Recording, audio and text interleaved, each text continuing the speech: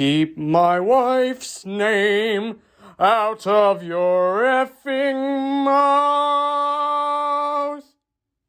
Hey everyone, and welcome to the first episode of And the Cineweb Goes To, our awards show here on Spinning the Cineweb. And today we're going to be covering the predictions for the 2023 Oscars. I don't know what number Oscars this is. It's somewhere in the 90s. I don't know. I think it's They're 95. all, I think it's I 95.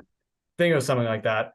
And joining me for this first episode, and I imagine many others, will be Nick Wickner and Lily Fleischer. How are you two doing? I'm I'm good. good. How are you? Doing all right. Doing all right. It's been a pretty hefty year for movies, so I feel like this has been a For fun sure. award season to predict, especially since I feel like there's a lot of things that like I feel like are odd for award season. Like I feel like blockbusters are almost like some of the biggest contenders, um, which is an odd thing. And I feel like, yeah, we got a lot of good movies coming up. How are you two, I guess, just feeling about the season in general? I presume you two would agree on that sentiment. Definitely. Yeah. I mean, it's very competitive this year for sure. I don't see one film taking home, a slew of awards. It's going to be, very split up by category. Yeah, I think this year reminds me very much of I guess it was 2020 season, but it's like the 2019 movies. Yeah, So like that was like a year where I think the best picture lineup was like all pretty great films. And I feel mhm. like this year is also going to be like I feel like all the nominees are going to be like, yeah, no, those are all I would say they're all the best films of the year. Yeah, I Yeah, was just talking about this the other day, how, we had a slew of great films right before COVID. Now that I think we're sort of out of it, we're getting another group of great films, bringing people back to the theaters. yeah. I think that's definitely another key is that bringing people back to the theaters. 2021 was the start of that, and I feel like we also had great movies last year. I think like 2022 is just that. I think it's been very consistent about bringing people back to the theaters with things like obviously like Maverick or Way of Water, Wakanda Forever, and then also like smaller things like Everything Everywhere All at Once, being A24's highest grossing, and RRR just being like a really huge like underground hit. It's just uh so yeah, a lot of good movies this year. Again, definitely starting to get into a more regular season. I feel like next year, I feel like it'll be hard to tell the difference unless there's like any massive COVID spikes, but I think it's not looking like that's the direction. So I guess to just start out with the big one, Best Picture. I don't know. I personally ranked mine on the I most have likely. Uh so what do Nick, I'll start with you then. What do you have as your number one pick to get a Best Picture nomination? I feel like it uh, should be obvious. yeah, and Morbius obviously no, Yes! It's Morbid time, baby! it's everything ever all at once. Like it's like Yeah. Yeah, the defining no movie of this question. year. Yeah. Yeah. Everything Everywhere All at Once has all the right momentum, all the right uh campaigning, and it's just a wonderful movie. Um yeah, it's an easy number one. And I think number two is I guess it's weird. Like Everything Everywhere All at Once is like it's like wow, but it's like not too surprising wow because it's like A24. It's a stacked cast. It has surprising elements in it, but the it's not really a surprise that the movie was amazing. The movie I'm surprised of how good it's been and how much steam it's been picking up and how much people love it. And it's clearly number two in my eyes. Top Gun Maverick. Hmm. I don't know Yeah. where it is on your guys' list. I think Maverick is gaining insane momentum. It's everyone Mhm. loves it, or at the very least, everyone likes it, and the right people in the Academy like it. It's up until Way of Water was, I think the biggest movie internationally, um, and it's had a whole year of soaking in that love. So Yeah, I mean, I certainly would not be surprised if it makes it in there with a nomination. yeah, it's a lock in my eyes. Nick? It's in my nominations. It's not my number two. It's actually I have it like at 5 or 6. Okay, what's your two then? My number two is, and I'm kind of surprised this was like getting this many. It's Banshees of Inisherin because I have Banshees at I believe 4. Mhm. Yeah. it's one of the most nominated in terms of like other award shows. I know BAFTA's obviously that's Irish and British, but also Mhm. like Critics' Choice. I think was the highest nominated at the Golden Globes, and I think it's like the second or third at the Critics' Choice. So like people, Yeah. Yeah, I have to admit, I haven't seen Banshees yet, but I think based on how the award season has been going, if any film other than Everything Everywhere is going to win Best Picture, it'll probably be Banshees. Really? Yeah. I have Banshees at my 4. I definitely think it's getting nominated. It has a lot of steam, especially Searchlight. Once Fox Searchlight, now Searchlight Pictures or whatever Disney's made it. They know how to campaign an Oscar film. Shape of Water, Nomadland, uh, you name it. They know how to make an Oscar movie, and this don't really I can't really think of any other contenders they have this season at the top of my head. So Banshees definitely has that momentum. Right now at 3, well, Lily, do you have yours ranked or do you just have them? No, I don't have an official ranking. I'm bad at ranking things. That's fine. Do you want to say another one that you think is getting in then? Yeah, I mean, I think we all know The Fabelmans is a lock as well for a Mhm. nomination. I mean, I do think it is a very well deserved nomination. I would agree Um, in that regard. Mhm. I don't know that I see it winning, but it's not out of the question. yeah, I have it at 3, which Same. is a shame because it's my second favorite film of the year. So I kind of want it to be higher, but I'm like the way it's been going, like I just don't see it, unfortunately. Yeah, I think the Fablemans kind of like peaked. I've noticed, over the years following Oscars races that sometimes there will be movies that are like, like The Irishman or A Star Was Born, and then they just like kind of lose that momentum. And I feel like The Fablemans has been kind of that one this season, but it's still getting nominated. It's still well Yeah, deserving. I I think think it's a front runner in a certain other category that we'll definitely get to. I think, the studio probably didn't expect to need to do as much campaigning as they probably should have. I don't know if they anticipated how competitive a year it would be versus how great of a film they were putting out, because I really Mhm. haven't seen a whole lot of campaigning for it. Mhm. Not as much as you would expect. And I also think that I think they were betting on that high response from TIFF, which they definitely got. But then like I think that's the problem is when you go so high right at the beginning, it's like then it'll be a little bit hard to keep that. And I feel like it's definitely lost that number 1 slot, but it's still, easily getting a nomination. Mhm. Um uh well, I feel like we've covered a lot. I think I know we've covered most of my top 5. We haven't covered my personal 5. And I don't know if this is on your 5, Nick. Um, Tar, Tar's doing all the right things right now as well. Um, uh, it's pretty much been nominated by most um guilds and uh awards shows, so I think it's probably getting in for Best Picture. Yeah, that's my number 5. I haven't seen the movie yet. I heard it's really good, but I know his other movies are pretty big contenders when they came out. I think it was In the Bedroom and in Little Children. So I don't think Todd Field really needs to worry because the Oscars like his films. Yeah.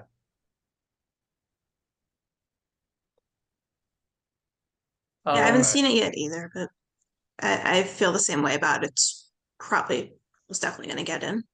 yeah, I have seen it. I know people who like adore that film, and I think it's like it's great. It's incredibly interesting. Maybe not my type of personal film since it's a very cold film, and it's kind of like Uncut Gems where it's like such an unlikable protagonist, and there's like not someone to like hook you or ground you into it. But that's just me personally. That doesn't take away from the quality of the movie, and it's easily getting in the Best Picture. I feel like there's 2 more movies that are pretty locked in. Nick, I You want to say one of them if we're hyperlinked, I which we are so think far? I think recently this one really jumped. I had it at 10, and now it's at number 4, and that's All Quiet on the Western Front. Because Ooh. that got 14 BAFTA nominations, which is the most nominated movie at BAFTA's ever had. It's got more nominations in 1917 at the BAFTAs, and I just feel like it was like the Netflix have often gotten movies in, and a lot of people were like saying Netflix might miss this year, but All Quiet just people liked it, and I think it's number 4 now just because I think it's going to get a director nomination and it's probably going to win international. That's yeah, it for me, it's definitely getting a lot of momentum. Right now I have it on the bubble. I think it's one of my honorable mentions. But it is gaining a lot of momentum.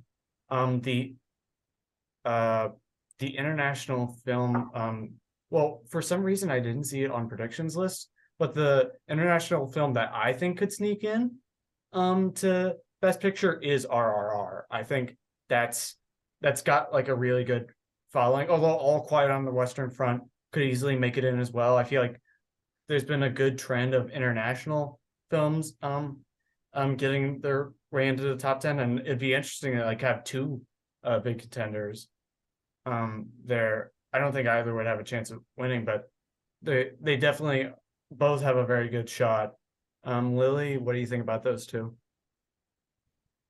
Um, I haven't actually heard a whole lot about All Quiet on the Western Front, so that is interesting. But I definitely heard about the momentum for RRR, so I wouldn't be surprised to see that either. Yeah, I think,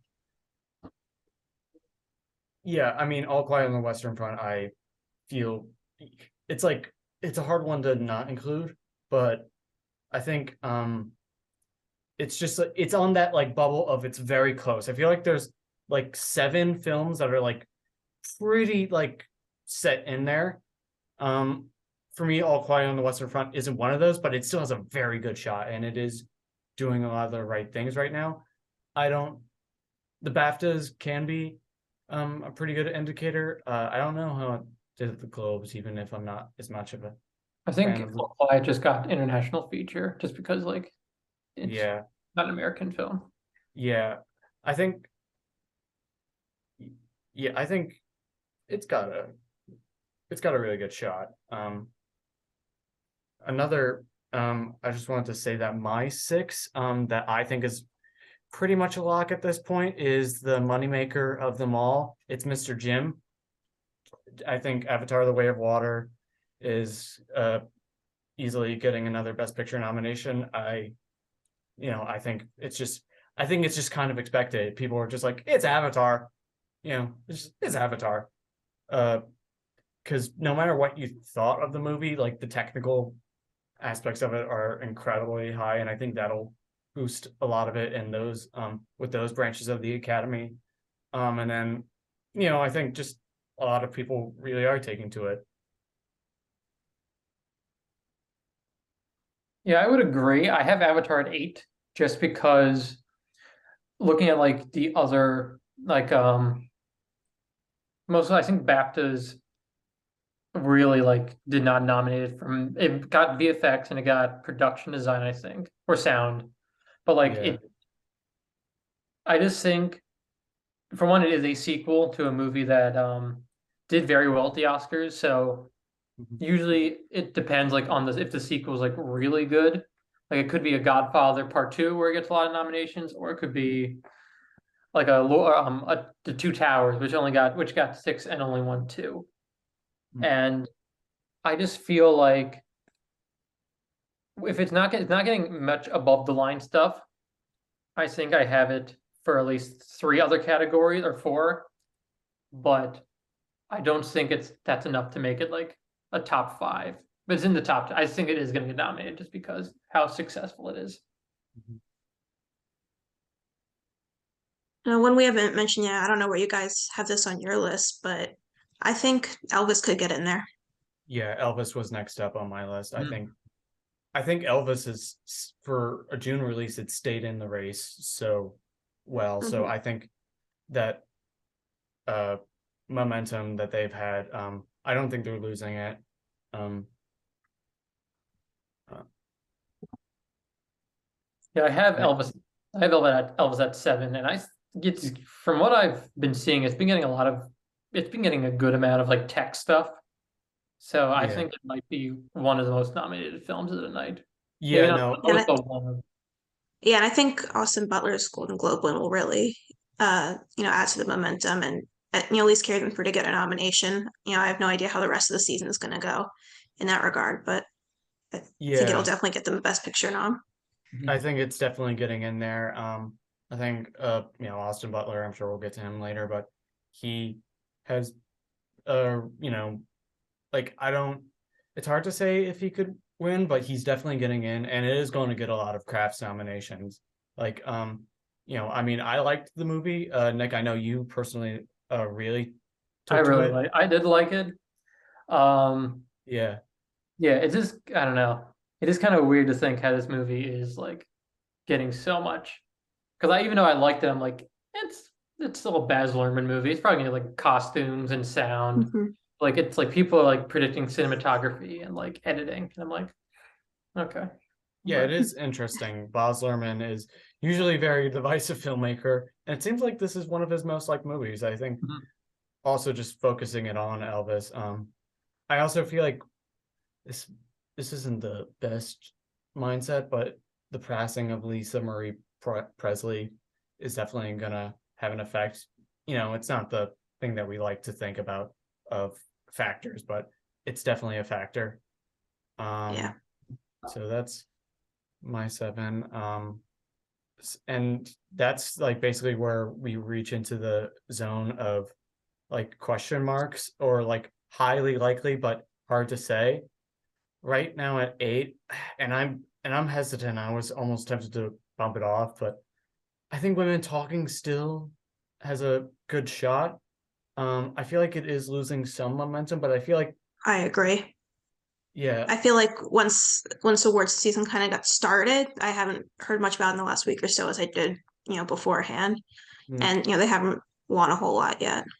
no, I it's definitely that one I could easily slate off with All Quiet on the Western Front or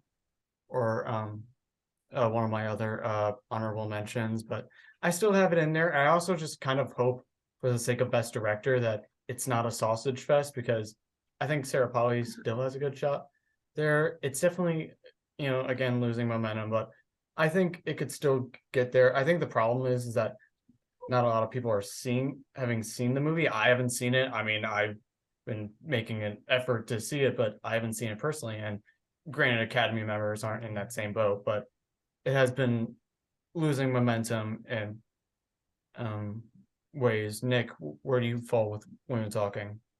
um, when it was like before like the awards, I had it at like number 4 or 3. I thought it was like a really good contender.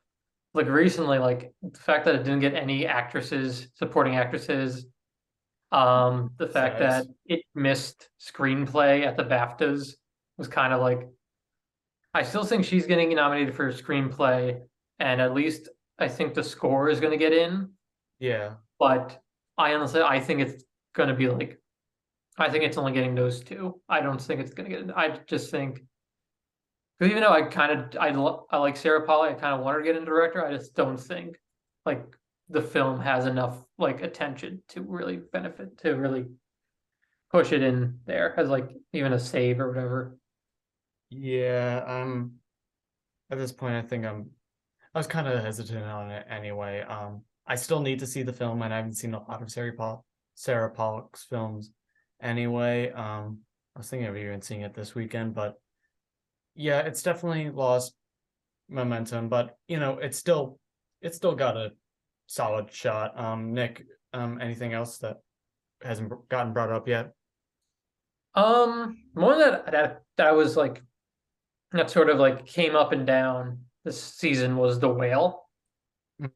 I had it on originally, and then like when the reception was more mixed, I sort of took it off. But more recently it got PGA and it got Ong Chow and Brendan Fraser got SAG. And I Mhm. think they're like I think Brendan Fraser might be my number one to win Best Actor. I would definitely And agree with that. it's been getting nominated for screenplay a lot, so I think it's like a contender for that. So I think his having actors, screenplay, and makeup, I think it probably has like a solid package to get a picture nomination. I think, yeah, I think so too. It's like currently off my list, but I think it's very clearly on the bubble. The divisiveness is hard to say. I think those categories that you mentioned, the acting categories, some of the crafts as well, I think are like they're pretty safe no matter um about Best Picture, but it's definitely on that range with Best Picture. Lily, you have any thoughts there? No, I agree. I think it's up in the air, but it's not impossible. Yeah. Yeah. Another one that's I think up in the air that I think is definitely gaining momentum. I mean it's in a similar boat that Maverick and Way of Water are doing, but it's also gonna still get a lot of nominations, and especially with it being now a leading contender in one of the acting categories, Black Panther Wakanda Forever. I think Yeah. it yeah, I think it's definitely on the bubble again, but it has a very good shot. I think um obviously we'll get to Angela Bassett later, but she's getting a lot of momentum. And then when I was going through the crafts category, Wakanda Forever, it's definitely got that level of support. And I think, personally, like it is kind of that it's a sequel to an already nominated Best Picture film. Um, uh, it is a very has been very financially successful, obviously not as much as the first film. And I think I hope that Chadwick Boseman's, how much it respected Chadwick Boseman's lost, gives it a good shot. Uh, uh, I I think it's getting in there. I've been rooting for it for almost for that regard. Yeah. It's a little bit weird to think about like three huge blockbusters in a race this year. It is, and But you could argue Everything Everywhere is a blockbuster as well. yeah. It is a very interesting race that year in that regard. Nick? Yeah. I don't have Black Panther in my top 10. I was tempted for a little while, but like I don't know, it didn't seem like it had the same like impact the first one did. I just don't know because like No Way Home was like a cultural impact last year and that didn't get in. So like I just don't know if they're ready to nominate another Marvel movie. So for 10, I went for Triangle of Sadness as my It's a good 10. Oh, one. it's Just a good because pick. because I know it's probably like a solid choice for screenplay. And I don't know. I don't have it for any other category, but like the post got in and that only got actress. So I feel like a movie that has a really solid screenplay could just get picture. So That's a solid point. I don't have it in, but I can definitely see where you're thinking with that, Lily. Yeah. I haven't heard too much about, any sort of momentum on it, or I don't know that it's gotten a whole lot of nominations so far, but I don't think it's impossible, that's for sure. No, Triangle Sadness, it's definitely on the bubble. I think screenplay, I can't remember if it's on my list or not, but Triangle Sadness is like hitting that like interesting niche thing. I feel like Banshees is almost like, very Oscar-y, so it's like kind of surpassed the point of niche. Cause that's kind of where my brain was going with when talking. But yeah, Triangle Sadness has a very good shot. My 10, as I already mentioned it earlier, but RRR has a lot of good momentum with behind it, especially since I think they're starting to campaign really well in the States with, I believe they had like a sold out screening at the Chinese Theater in LA with JJ Abrams hosting. Again, I don't like the Globes, but I think getting Natu Natu winning the Golden Globe for Best Original Song, like brought it in the public persona a lot. Um, there's a couple other films on my bubble that I'll mention in a sec. Lily, Um, I don't know. I can't think of any other film that I think is like, has a more than likely shot that we've missed. I think we got all of that, but I think there's definitely a couple that are maybe reaches we could talk about. Yeah, well, one that like broke my heart not including it on, and I still think it has an incredibly strong shot. I think Glass Onion Yeah, is, totally. I really wanted to get in. I would be so happy if Glass Onion got in. I think it's doing the momentum really well. I think like Knives Out had a shot in 2019, as you brought up, Nick. But I think like the fact that it has the love of Knives Out, and then the fact that this did really well. I think the theatrical release was an interesting experiment that I feel like did pay off. It's a movie that a lot of people are talking about. Yeah, I mean, I yeah, I think you're totally right. I mean, they got Best Picture noms at the Globes and Critics' Choice, and I mean, think it I won the do think Critics' it's a Choice reach. for Best Comedy. Yeah, you might be right about that. But I mean, I do think it's a reach, but I would love to see it. It did get My a PGA nomination. I remember that. this seems to be a controversial opinion, but I did actually like it better than Knives Out, so I am rooting for it. I To me, it's like they're both my babies, so I want to smooch them both. Nick, what about you? Um, yeah, I'm more leaning to the original Knives Out. I do really love Glass Onion. I watched it twice and I do like it. I think it gets better the second time around. But also it is a mystery movie, which I just haven't really ever gotten much Oscar attention. Even if Yeah, I think Knives Out should have gotten in, but it still didn't. yeah. It still got the original screenplay nomination though, and I think um I also think like both the political commentary behind both definitely gives it a little bit of backing. Mm. Um, is there anything else that we haven't mentioned on your top 10?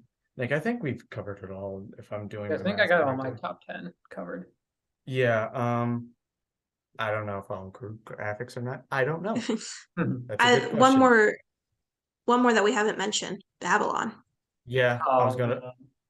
I was gonna mention that.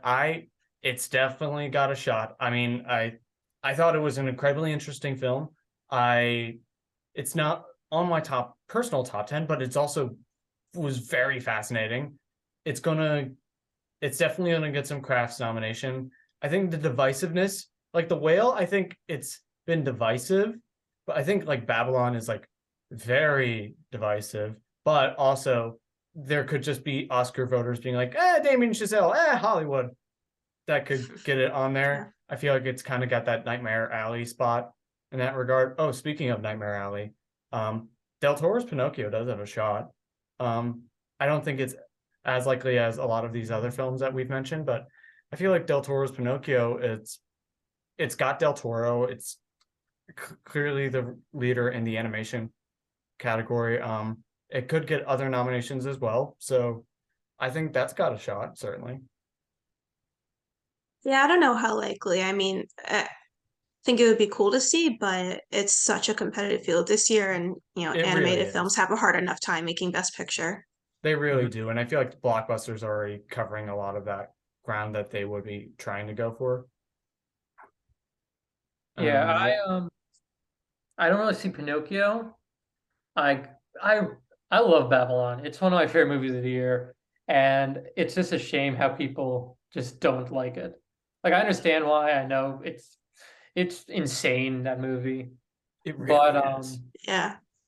I don't know. I feel like because a lot of the acting missed and Damien Chazelle hasn't been getting nominated for director or screenplay, I just think it's probably just going to be firmly a tech player, like how First Man was. Yeah. I mean, Yeah, I that personally makes love, sense. yeah. I think I personally was a bigger fan of First Man. I think the box office failure of First Man is weirdly having more of an impact than Babylon. I feel like Babylon's just striking a little bit better in season in that regard, but it's also still got a similar thing. Although I'd say even it's more divisive than First Man by far. Uh, Oh, yeah. but then sometimes that does help out in their favor. Yeah, I Yeah, I don't mean, think as far as, the nominations go, though, I think it does get bonus points for being a film about Hollywood. it Yeah. does. I mean, I'm trying to think. I mean, The Fablemans is a movie about movies, but Yeah. but like, if anything, I feel like that's almost a stretch with The Fablemans because it's really about so much more, and we also have the Spielberg factor.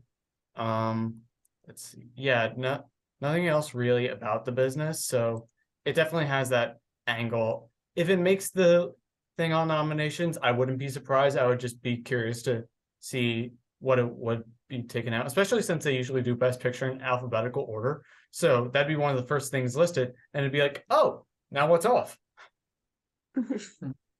Yeah. Well, sounds like we've got Best Picture covered pretty thoroughly.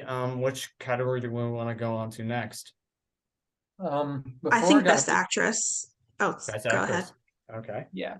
Just gotta- Can you just pause for? I have to go to the bathroom, but I'll come back for Best Actress. Just wanted to. Sorry. You're totally good, Nick. All right, I'll be We back. will have a commercial break. Is this where we put like that really annoying Burger King ad? I don't know. Maybe we don't even put an ad at all. Maybe we just riff and banter. I don't know. Break to commercial. Yeah. Oh, I just remembered there's one we didn't mention. I don't know if you think there's any shot at Best Picture, but if you do, we can go back and talk about it after Oh, some. okay. Oh, okay. Nick, you're back. Yes, I'm back. Lily just brought up a good one that Aftersun, yeah. yeah, Aftersun. I I really want to see it. I've been hearing good things about it. It's Yeah, definitely got it's the momentum right now. yeah, I think it's I've been gaining hearing a lot momentum. about it. I've been hearing a lot about it too. It's hard to say if it'll get Best Picture, especially since I think that's A24, and I feel like A24 are putting all their eggs in Everything Everywhere, and That's also true. a lot in probably The Whale. Mhm. So after Sun, it's got a really good Dark Side chance, I think. Yeah, I Mhm. mean, Paul Mescal got a Critics' Choice nom. So I think if that happens again, that could carry it, Yeah, possibly. I definitely yeah, it's gaining a lot of momentum right now. I just want to find a way to see it. Mhm. Yeah. All right, so we were gonna move on to Best Actress, right? Mhm. All right, so Best Actress, uh, which that's definitely a really competitive field. I feel like, Mhm, I think there's a couple there's like four people who are pretty consistently in the race. mhm. I think the winner is a dance between two. Um, Lily, who do you have as number one?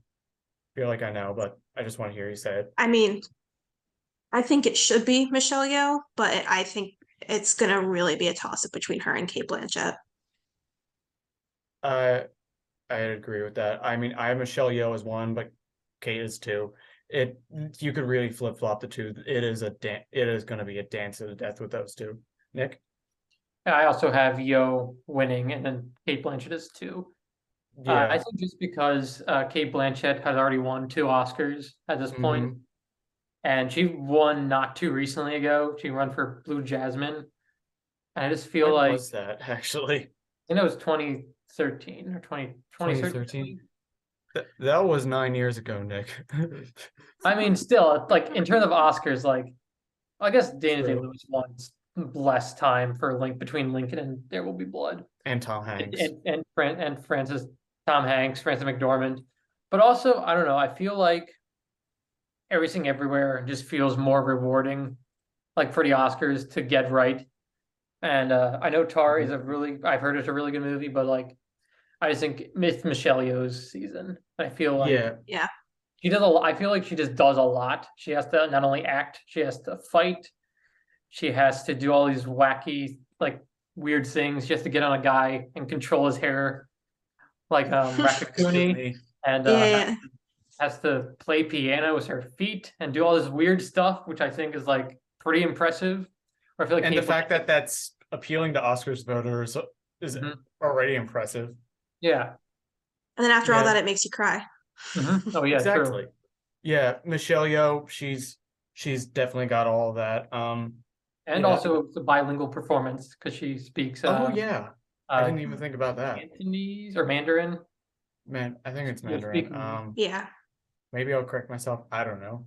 Uh But yeah, Michelle Yeoh, she's definitely got that. I think having seen Tar, and I personally would give the award to Michelle Yeoh, but also I would understand if they give it to Kate Blanchett, because I think where Everything Everywhere All at Once, it's definitely more of an ensemble piece. There's a lot raising that film up anyway, with terrific writing, directing, another performance, a lot of great performances.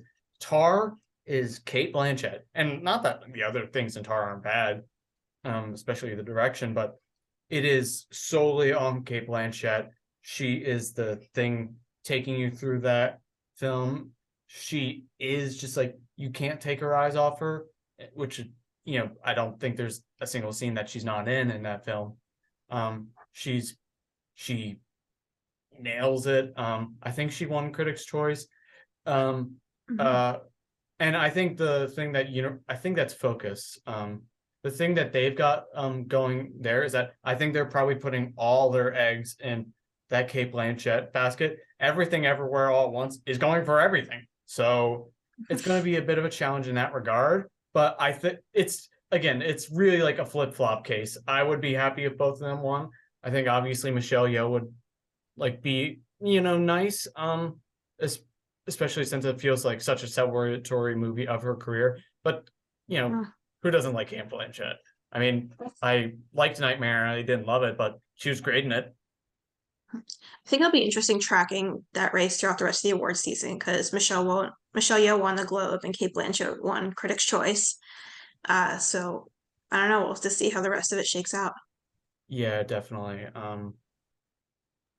Nick, do you want to say 3? For number 3, I have Daniel Detweiler and Till. I do as well. Have you seen Till yet?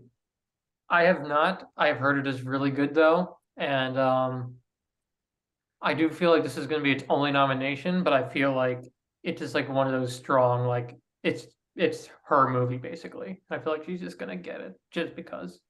Yeah, Till it. I have seen it. She is incredible. It is a really good movie. Another on the bubble Best Picture contender, especially Temple. We we need that love. Yeah, she's getting all that right momentum. Honestly, I wouldn't be upset if she won. I mean, the scene where she's in court, trying to testify, is incredibly powerful. She really does hold your attention, on a story that honestly I wasn't as familiar with. I don't know why. I just never really knew the story of Till as well growing up, but she brought a terrific empathy towards it, heartbreak, like passion. She's definitely number 3. She's definitely getting in, and I think has a dark side chance, even though like the gap between her, Kate, and Michelle is definitely a lot higher or lower or whatever. I don't know what I'm saying. Lily, do you have Daniel Delweiler in your predictions? Yeah, again, she's been on the award circuit, and that's a role that really is designed for someone to just absolutely nail it like that. I mean, obviously it's based off a real person, but it's such a rich story, a lot there. It is. Um, It's an important story too. yeah, for sure. Um, so yeah, I mean, I don't know that I see her winning, but I definitely see her getting nominated for sure. Yeah, she's getting an easy Um, nomination. on that note, my number 4, Michelle Williams. Mhm. Nick, where do you feel about that? That's also my number 4. I do think I I kind of want this to happen because I think it'd be more. I know it's probably not. I could feel they could put her in supporting just because it is a Yeah, supporting performance, and they could do Judas and the Black Messiah and put where they put Lakeith Stanfield in supporting you who's campaigning for lead. that's This is that's kind mostly of what I'm. this is also mostly because of the whole SAG and the BAFTA, where Ana de Armas has been getting more like bigger nominations for Blonde, which I just don't think the Oscars are gonna touch. That's why I Yeah. think she's still pretty solid for actress. But if they decide to do that, I think they're gonna want to nominate her anyway, so they're gonna put her in supporting. And Yeah, I feel like if she's in supporting, she might or may not win. yeah, that will definitely throw off the supporting race if she does enter that. I'm definitely feeling that kind of momentum as well. I don't have her on my best actress list. She's like the next one on the bubble. For me, like I think she's been losing a tad momentum. She's wonderful in the film. But and I think that also, like, is she lead? Is she supporting? Conversation is definitely starting to get a bit iffy. Whereas I feel like the actors with Paul Dano and Judd Hirsch are very definitive supporting players. Hers, it's I guess a little bit harder to tell. So that'll be a tricky one. But I could easily see getting in. I wouldn't complain if it's getting in. What I have is for is someone else who's been playing the race. Another familiar face. Daniel Deadweiler is really like one of the only new faces in this race because for I have Viola Davis for The Woman King. I have her at 5. Yeah, she was badass. She held the screen. She was, and The Woman King was really good and had a great ensemble, and she just led it with a lot of power. And I think it's been sticking in a lot of people's brains throughout the season. Lily? No, I think you're totally right about that. I think she's more likely than not to make the list. Mm-hmm. Yeah. Have we missed any for you, Lily? Because I know we have one I haven't talked about yet. I think, beyond what we've already said, there's nobody that I'm really certain about, but I think the next one that's decently likely is Margot Robbie. She's my 5. I think Margot Robbie. I think she was like to me she was easily the acting standout of the film. I thought she like was electric, and I thought Brad Pitt was also great. She's just the thing that really carries Babylon for me. And maybe even if the movie doesn't get that old Hollywood nomination, I think like she has like that tragedy of the silent movie star angle, which I think like could definitely get her in. She hasn't been consistent this season, but she's definitely on that bubble. And I really loved her in the film, so I think she's getting in. Nick, I presume she's on the bubble for you as well. Yeah, she's like 6 for now. That was it was between her and Viola Davis, but I just think because Babylon Mhm. hasn't really been doing the best in terms of like nominations, like above the line. I do think Viola Davis is just more of like a she's been nominated many times at the Oscars. I think more than Yeah. Margot. Also, yeah, let's not forget about The Woman King for Best Picture. Could easily get in there. Um, but yeah, Michelle Williams is currently my 6. I think again that supporting race didn't help. I love Ana de Armas. I have not seen Blonde yet because, and it went from like one of my most curious films of 2022 to one that I just try to avoid given the incredible controversy with that film. Mhm. I'm sure she is wonderful in it. I'm sure it's a case of that. But I'm hesitant to do that because like if the film doesn't gives a lot of disrespect to Marilyn Monroe, then how would Ana de Armas break in? But she is getting in a lot. She got the SAG nomination. She's been getting a bunch of nominations. Again, that doesn't necessarily mean everything, especially with the Academy. There's always going to be that thing you can never predict. But I think I would love to see Ana de Armas get a nomination at some point. I don't think for this though. Agreed. But she's on that bubble. Yeah, I think the Oscars are probably smarter than the Golden Globes. They're probably not going to touch that, like how controversial the movie is. And also, it is NC-17, which they haven't nominated one since Blue Valentine for Michelle Williams. And I feel like it's just like, I feel like now they're just going to be like, we're not even going to bother with an NC-17 movie and nominating it. Yeah, I don't think it's like that outstanding that it would be worth the Academy going there. Yeah, and I think just I mean, when you're potentially disrespecting one of Hollywood's most iconic figures in Marilyn Monroe, like the film as a whole, I think she's still like she's at least a mention, because it's apparently stuck in some people's minds. And again, I'm sure she's great in the film, and she is wonderful. I would have given her a nomination for Knives Out, but it's just, I think we all have that same kind of mentality of, I feel like we'd all feel a little gross if she got in, not because of her, but because of the movie. I guess then we should switch to Best Actor then. You know. Yeah. And I think we all have probably the same number one. 3, 2, 1. Brendan Fraser. Lily, you were scaring me for a second. I mean, Yeah.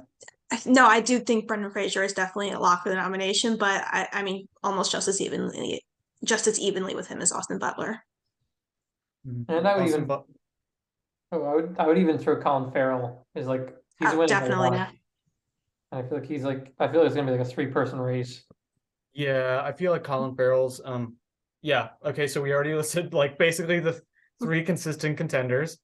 I think Austin Butler, I mean, I don't think the Globes did anything to hurt Brendan Fraser, especially since he wasn't able to attend because of protest.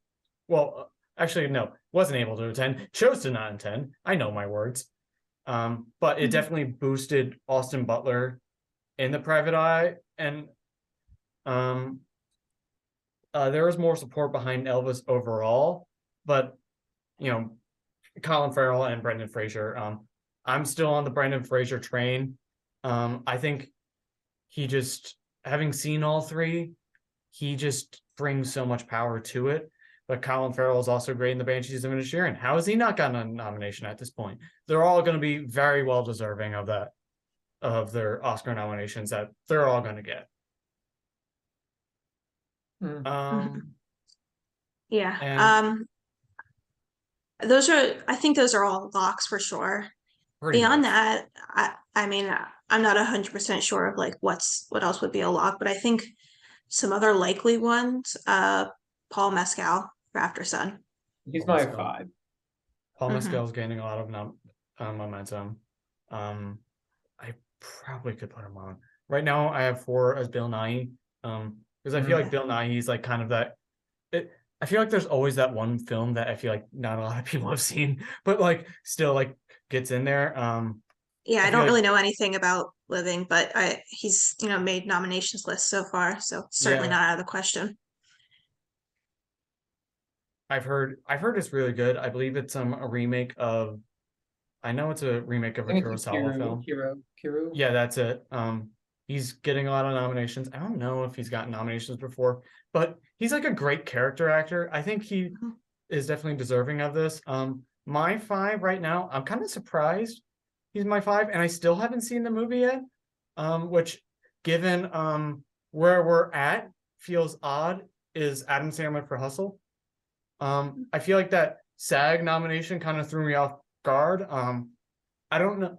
I don't know why. I kind of just have a gut feeling. I feel like people really wanted him to get in for Uncut Gems. I've heard he's really good in Hustle. I still need to see it again, especially since we are Philly. The movie takes place in Philly. They were trying to get a lot of us Temple people on board with that film. I think he's definitely the 5 spot is where anyone could come in. Paul Mescal. Nick, did you have Bill Nighy on there? Yeah, he was my 4. Had same reason, just because he's been getting nominated. I don't really know much about the movie. Yeah, The I'm only curious about it. the only thing I would say against Adam Sandler is that he didn't get nominated for Uncut Gems, and I feel Yeah. like people could see this as like this Uncut Gems is the more deserving performance, and we kind of messed up not nominating him, so we're just going to nominate him for the next dramatic performance. And I've seen Hustle. Hustle is a really good movie, and if he just got in, that'd be pretty good. But I just don't. I don't know. Like, I just don't know if like Yeah. it's really like over like Paul Mescal or even someone like Tom Cruise. Yeah, Yeah, I was Tom just gonna Cruise. bring that up. I think he's got a Yeah. decent shot. I mean, he didn't get a SAG nom, but he did get a Critics' Choice nom. Yeah. And I don't know. I mean, I really think it's not out of the question. He was great in No, that movie. he was. I mean, and I've always loved Cruise as an actor. And he is great as, in Maverick. I think the thing that has got him, is that people love Top Gun Maverick, and without Tom Cruise, that movie does not make as much money. People don't like it as much. So Tom Cruise, honestly, I should probably switch him out. Paul Mescal has definitely got that momentum coming up. I still need to see Aftersun. It's getting a lot of really good momentum. I'm trying to think of anyone else. God, I don't think there's anyone else. I mean, I don't have anyone else. my dream would be to put Robert Pattinson on for the Batman. I really did think he was wonderful. Nick, I know you agree. But at least stop it. I would. I don't know. I He wouldn't doesn't say have a shot, but I I wouldn't would say he's the best personally not. performance of the movie either, which we'll get into maybe. But I do think he would have been a good. If the Oscars were cool, they would have. If the Oscars were cool, if the But Oscars also, were emo, they would definitely put in Robert Pattinson. He another deserves a one, nomination at some point. He's gonna get an Oscar at some point in his career. yeah. The only other one I would. Oh, you can finish. No, you go. I was gonna say the only other performance, and it really hasn't performing that well, but it could, is Diego Calva in Babylon. And actually, I think he might have been my favorite performance. He was the one I was really surprised with because I was like, he's a more newer comer. He kind of like owns that movie, and I would be really happy if he got in, but I just don't know if he is. Yes, that's definitely a stretch. I Yeah, think if Margot Robbie doesn't get in, then he's not going to get in. yeah, sure. no. I think honestly, I think he was fine in Babylon. I actually I think I'm almost flip-flopped to where out of the three focuses of Babylon, of him, Brad Pitt, and Margot Robbie, he was my least interested one for some reason. I can't tell why. I was just scrolling. And another film that I think it's kind of lost momentum is Hugh Jackman for The Sun. Oh, that movie, no, that movie got destroyed in terms of critics. They did not like that movie. Yeah, I guess it's got a shot still because if they're campaigning right, I don't know. The Oscars have done weirder things. A weird one that I just want to bring it up. Maybe Jonathan Majors for Devotion.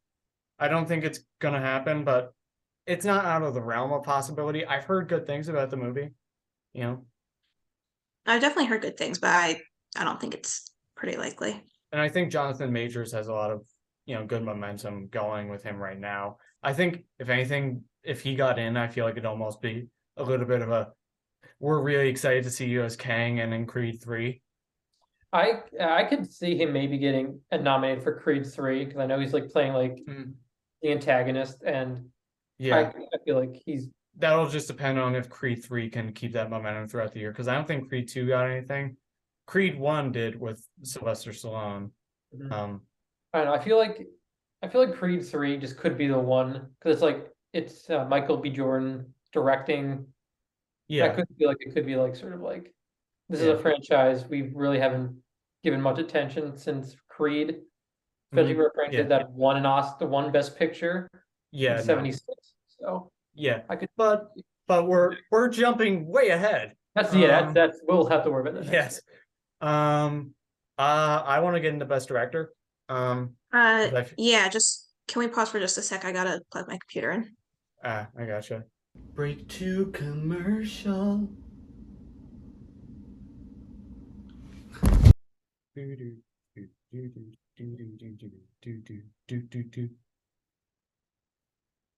Billy! I'm back. Sorry, Sorry. I had dinner and I drank a big soda, so that kind of messed me up. But it is okay. It happens. All right. Happens. That was me with Avatar. It's I could not make it through that movie without going to the bathroom on first viewing. Strangely, the first time I had a huge soda and I was fine. I was surprised. I don't know how. I guess because conserving it, but I was it's a 3.5-hour movie. I better keep it to a minute. Drinking. Yeah. But yeah, anyway, On to director.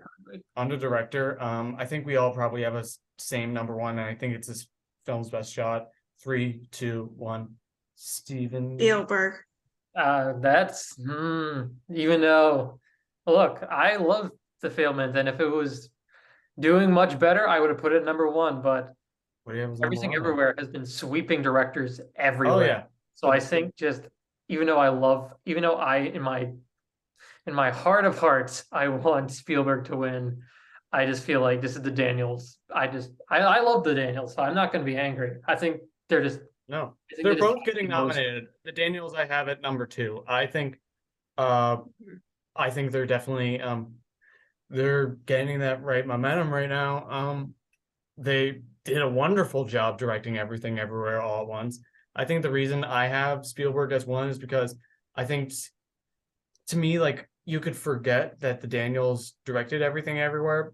Not that you should, since they did a wonderful job, but Spielberg's imprint is so strong on the Fablemans, and it feels like I've the way I like describing it, and it is like a bit odd since it is literal that it's a case where the director really does feel like the character in the film, which is quite literal in the case of the Fablemans, but I think that's definitely what's got him boosted up. But I love the Daniels as well.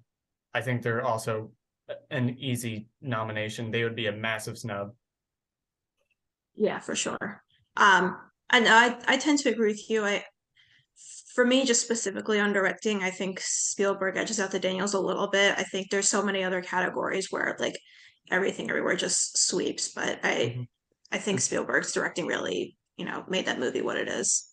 Yeah, I mean, and it's so personal, and the Daniels with Everything Everywhere. It's harder to say if it's personal, especially since it's two people, and they did like such radically. They did bolder things with Everything Everywhere All at Once by far, but the Fablemans, it just felt so personal. It's just like it made me want to like. And I already want to meet Spielberg anyway. He's been my favorite director. Like he's the first director who I ever took notice as a kid. Um, I would want to give him a hug anyway, but really after the second I got done watching The Fablemans, I really just wanted to give Spielberg a hug. Mhm. But those two are pretty locked in. Yeah, Let's see. I think Spielberg's I he is my if it was my choice, I'd pick Spielberg. But also, They're both getting nominated, the Daniels and yeah, Spielberg. they're supposed to get nominated. But also, I feel like The Fabelmans is definitely a more personal movie for him, and I like that. But I do think director that's mostly for screenplay, like how personal it is. Where I feel like director is more like how technically well crafted the movie is, and The Fabelmans is definitely well crafted. But if I was given a choice for giving him an Oscar for this movie or West Side Story, I would pick West Side Story just because of how like technically impressive it is. Where I feel like Fabelmans is a really well made movie, but it's also like I feel like it would focus more on screenplay. Yeah, that's fair. I think I'm gonna be honest. Sometimes I think Academy voters are dumb, and they're gonna be like, "Oh yeah, the director, the director. Yeah, he's the director." Hey, I don't know why I did that voice for that, but that's kind of why I feel that. But that is a really solid point. I think him getting in for West Side Story definitely helps because like he was on the bubble last year for West Side, and him getting in definitely helps his chances out. I think right now I have at three. I should probably move her to four and maybe even five. Sarah Polly for Women Talking. I just don't want a sausage fest. I'm gonna be completely honest. Neither do I, Yeah, but like I just feel like I don't know. she hasn't been getting the nominations enough. She's on the No. bubble for me. Yeah, that's completely fair. I don't blame you. Well, who's next up for you, Lily, then? Mark McDonough. Mhm.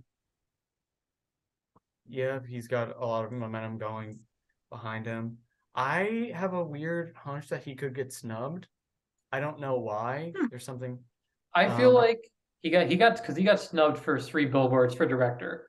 And yeah, I remember that.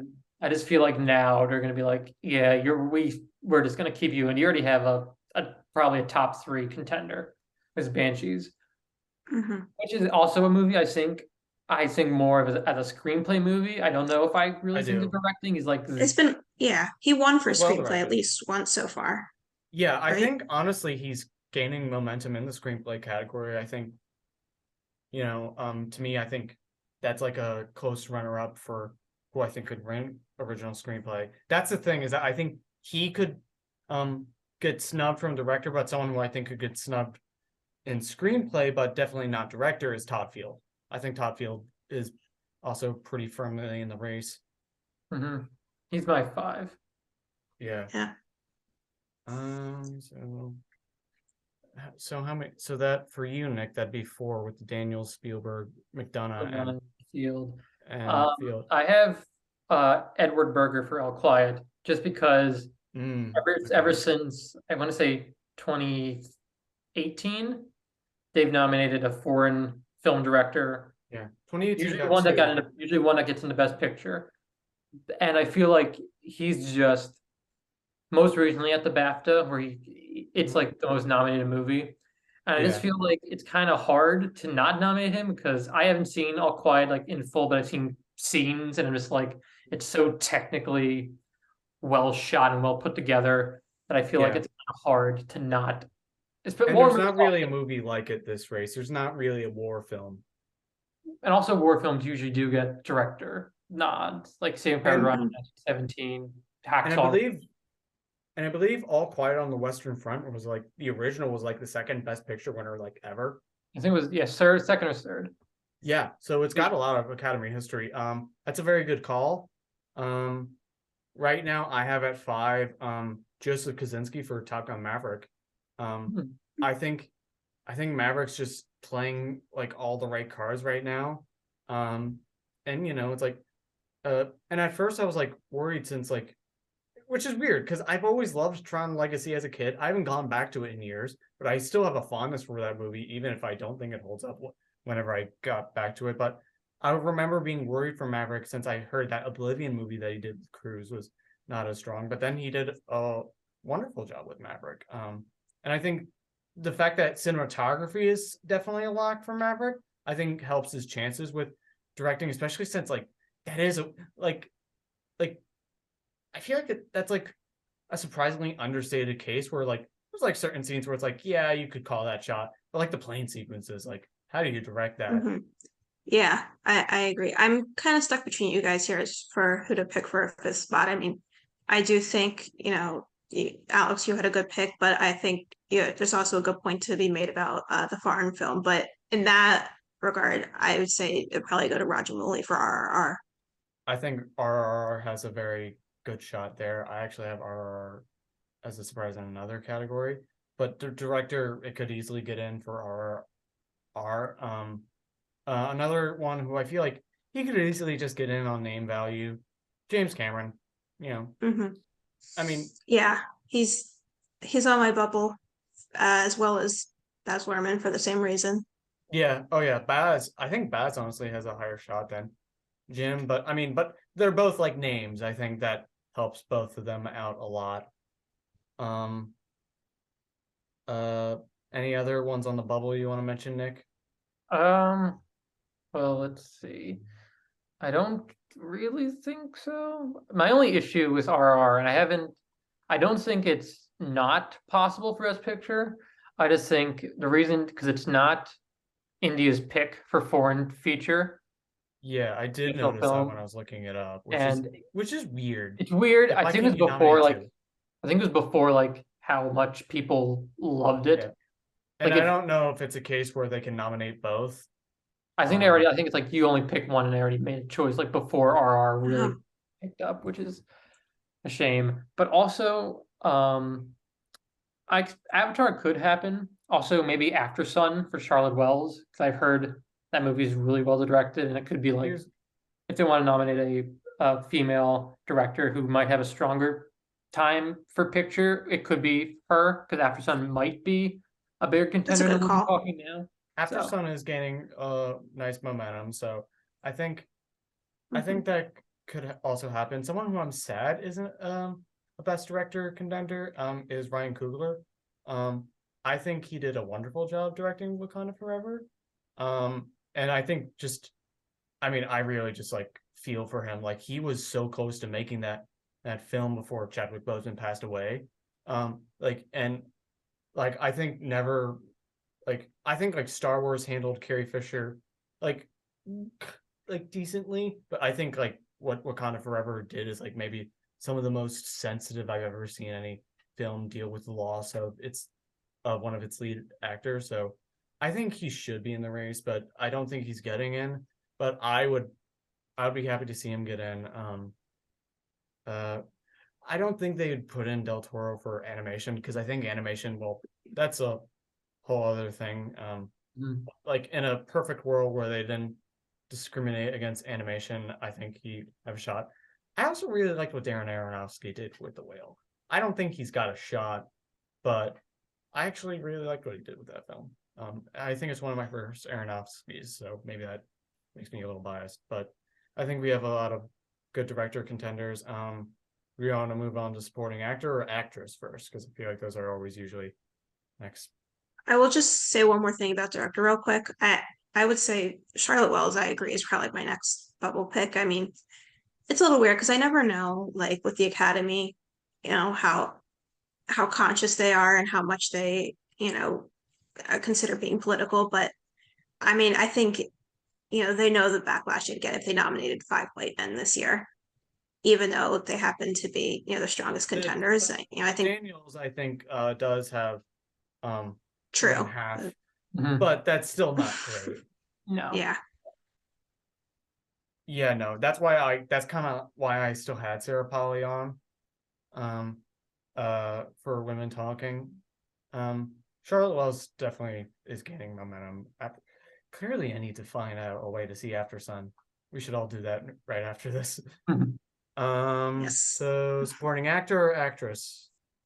I guess since we did actress first, we should just do supporting actor and then do actress after. That's a good way to do it. Also, I feel like supporting actor is like there's not really anything to talk about. I think we all know. Well, this I think point. there's a thing to talk about with who else gets nominated, but who's Yeah. winning? It's K Kwan's gonna win. Pretty This is like it's probably the Yeah. best compared to Brendan Fraser's comeback. This probably is my favorite comeback of the year. Oh, I he had I such a love wonderful Short Round and I comeback. love the Goonies. So like just seeing him Yeah. come back in such a fantastic way is just so fulfilling for me. Yeah. I mean, I think him and Brendan Fraser, like, I think they're almost like having like a bromance this season with that one, like, actors on actors thing. We're still here. They both have that same kind of story, but Ke Kwan is absolutely winning. Like, he's Mm. Yeah. wonderful. He has such a good comeback story. He's still been a part of the industry, as I've been learning more recently. I didn't even realize that he was like a stuntman behind the first X-Men or other things like that. But yeah, he's wonderful. He's winning. You know, it's Yeah. not even a question. Mhm. If the Academy didn't do that, I think they would actually have writers. Yeah, that's probably like the one where I feel like that's the one I'm like almost confident like how much of a lock Yeah. it is. Like there's like Yeah. three I'd say are locks of this year, and I think he's one of them. He's definitely Mhm. a lock. I think I completely agree. But Yeah, 4 other people have to be nominated. exactly. I think think this. okay, I was gonna say Brendan Gleeson is next on the list. Yeah, he definitely is. Since The Banshees is a 1-2 movie, and he is too. And Brendan Gleeson is wonderful. Like, I feel like this season has been good about giving people who have been needing like this recognition for so long. Like, Brendan Gleeson he's always a talent whenever you see him. And he is great in The Banshees of Inisherin, so he's easily number 2. He's my number 2, and number 3 is actually my favorite of the 2 performances. That's Barry Keoghan and also Banshees of Inisherin. Barry He's like Keoghan, Barry Keoghan, yeah. Sorry. you're good. Him and Gleason have just they've been going at it they've been like together for the entire season, which is great because Yeah. I think Barry Cohen just feels Irish. very Irish. Too many. I think he's for a cast that's that great. The fact that he stands out is kind of incredible, and his Yeah. like one scene at the water is just Yeah. I saw that before I saw the movie, and he is great in that scene. Yeah, he's like really good, and he's another person. He's like a good up and comer, and Mhm. him and Brendan are paired and paired. Lily, I don't know how you feel about that, but I feel like you're probably on the same boat. Yeah, I completely agree.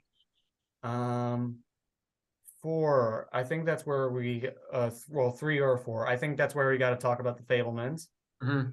and I think that's I have Paul Dano. I have Paul I Dano. agree. Yeah, I think I think Judd Hirsch had the momentum at first, and he still has a very good shot. I think Paul Dano is definitely gaining that momentum. He's the one who I really took from the Fablemans. Like, he just like it's like he's someone who I also want to give a hug after watching that. And I think also him in the Batman does help. Like, I Mhm. think kind of the same with Colin Colin Farrell.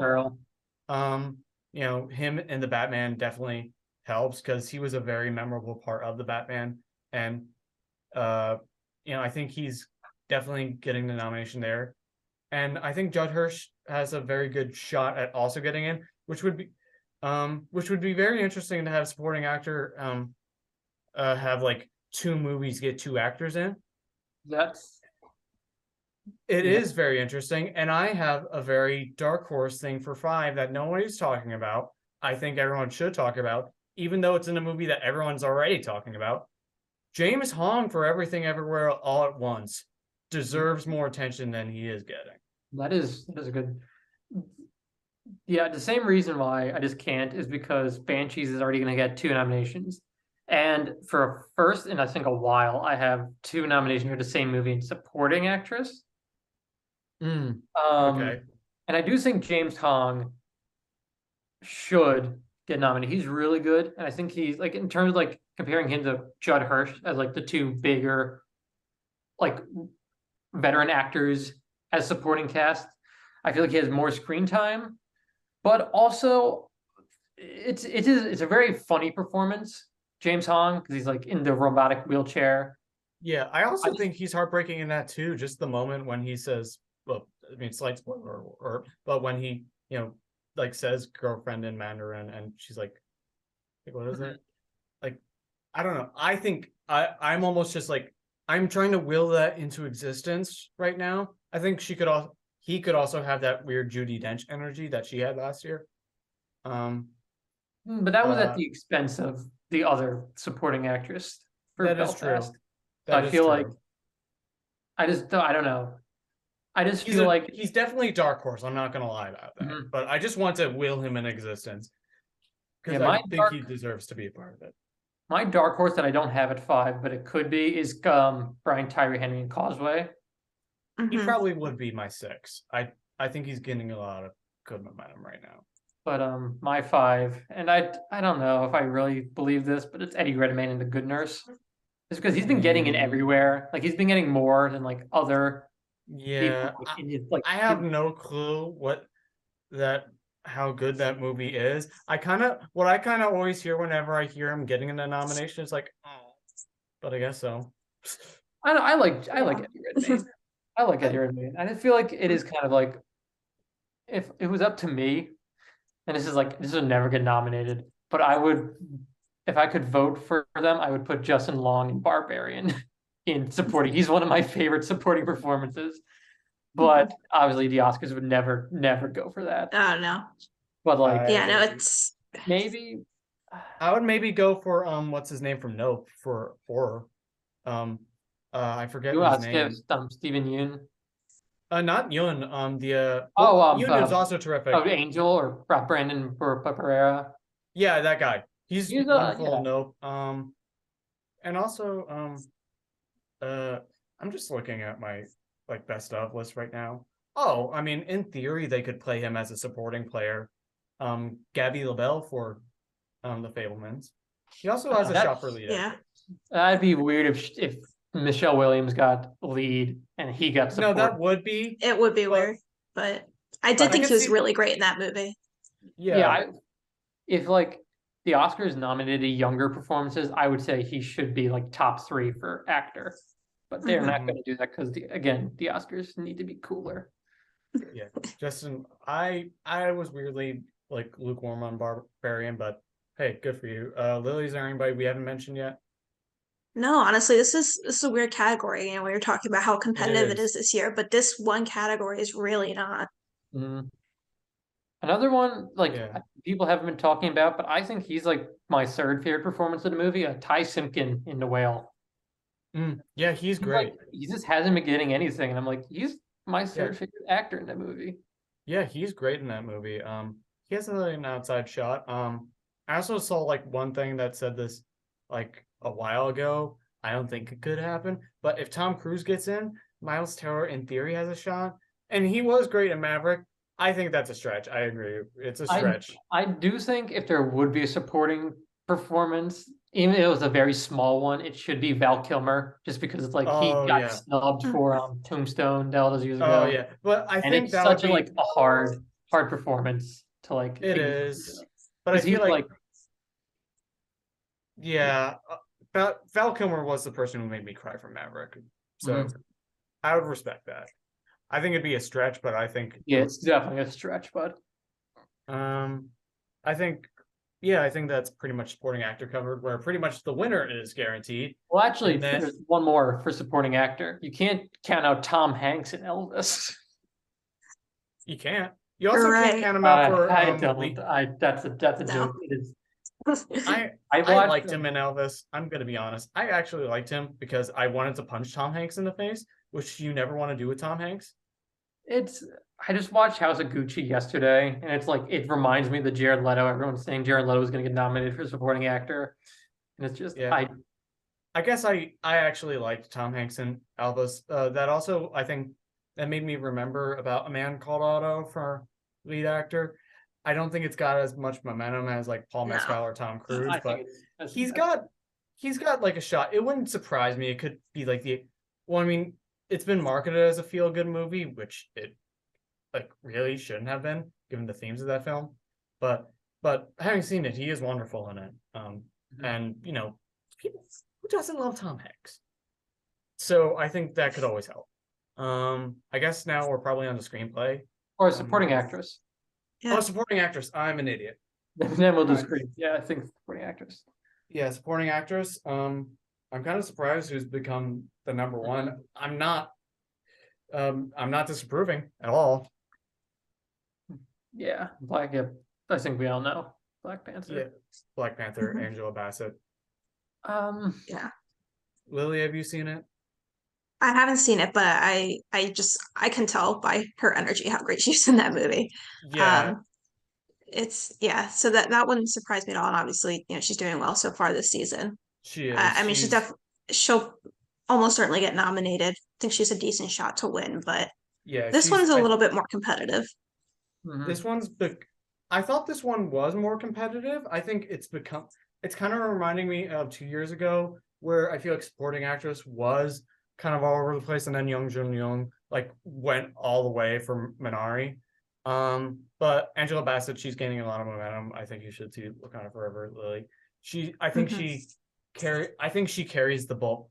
It like that the scene that they showed in the trailers is just as powerful in the film, where she's like, everyone in my family is dead.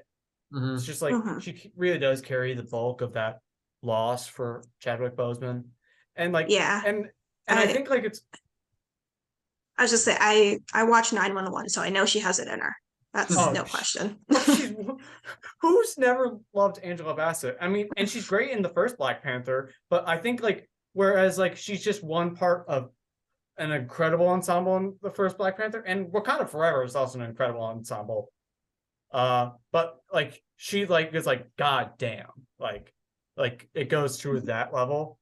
What do we have next?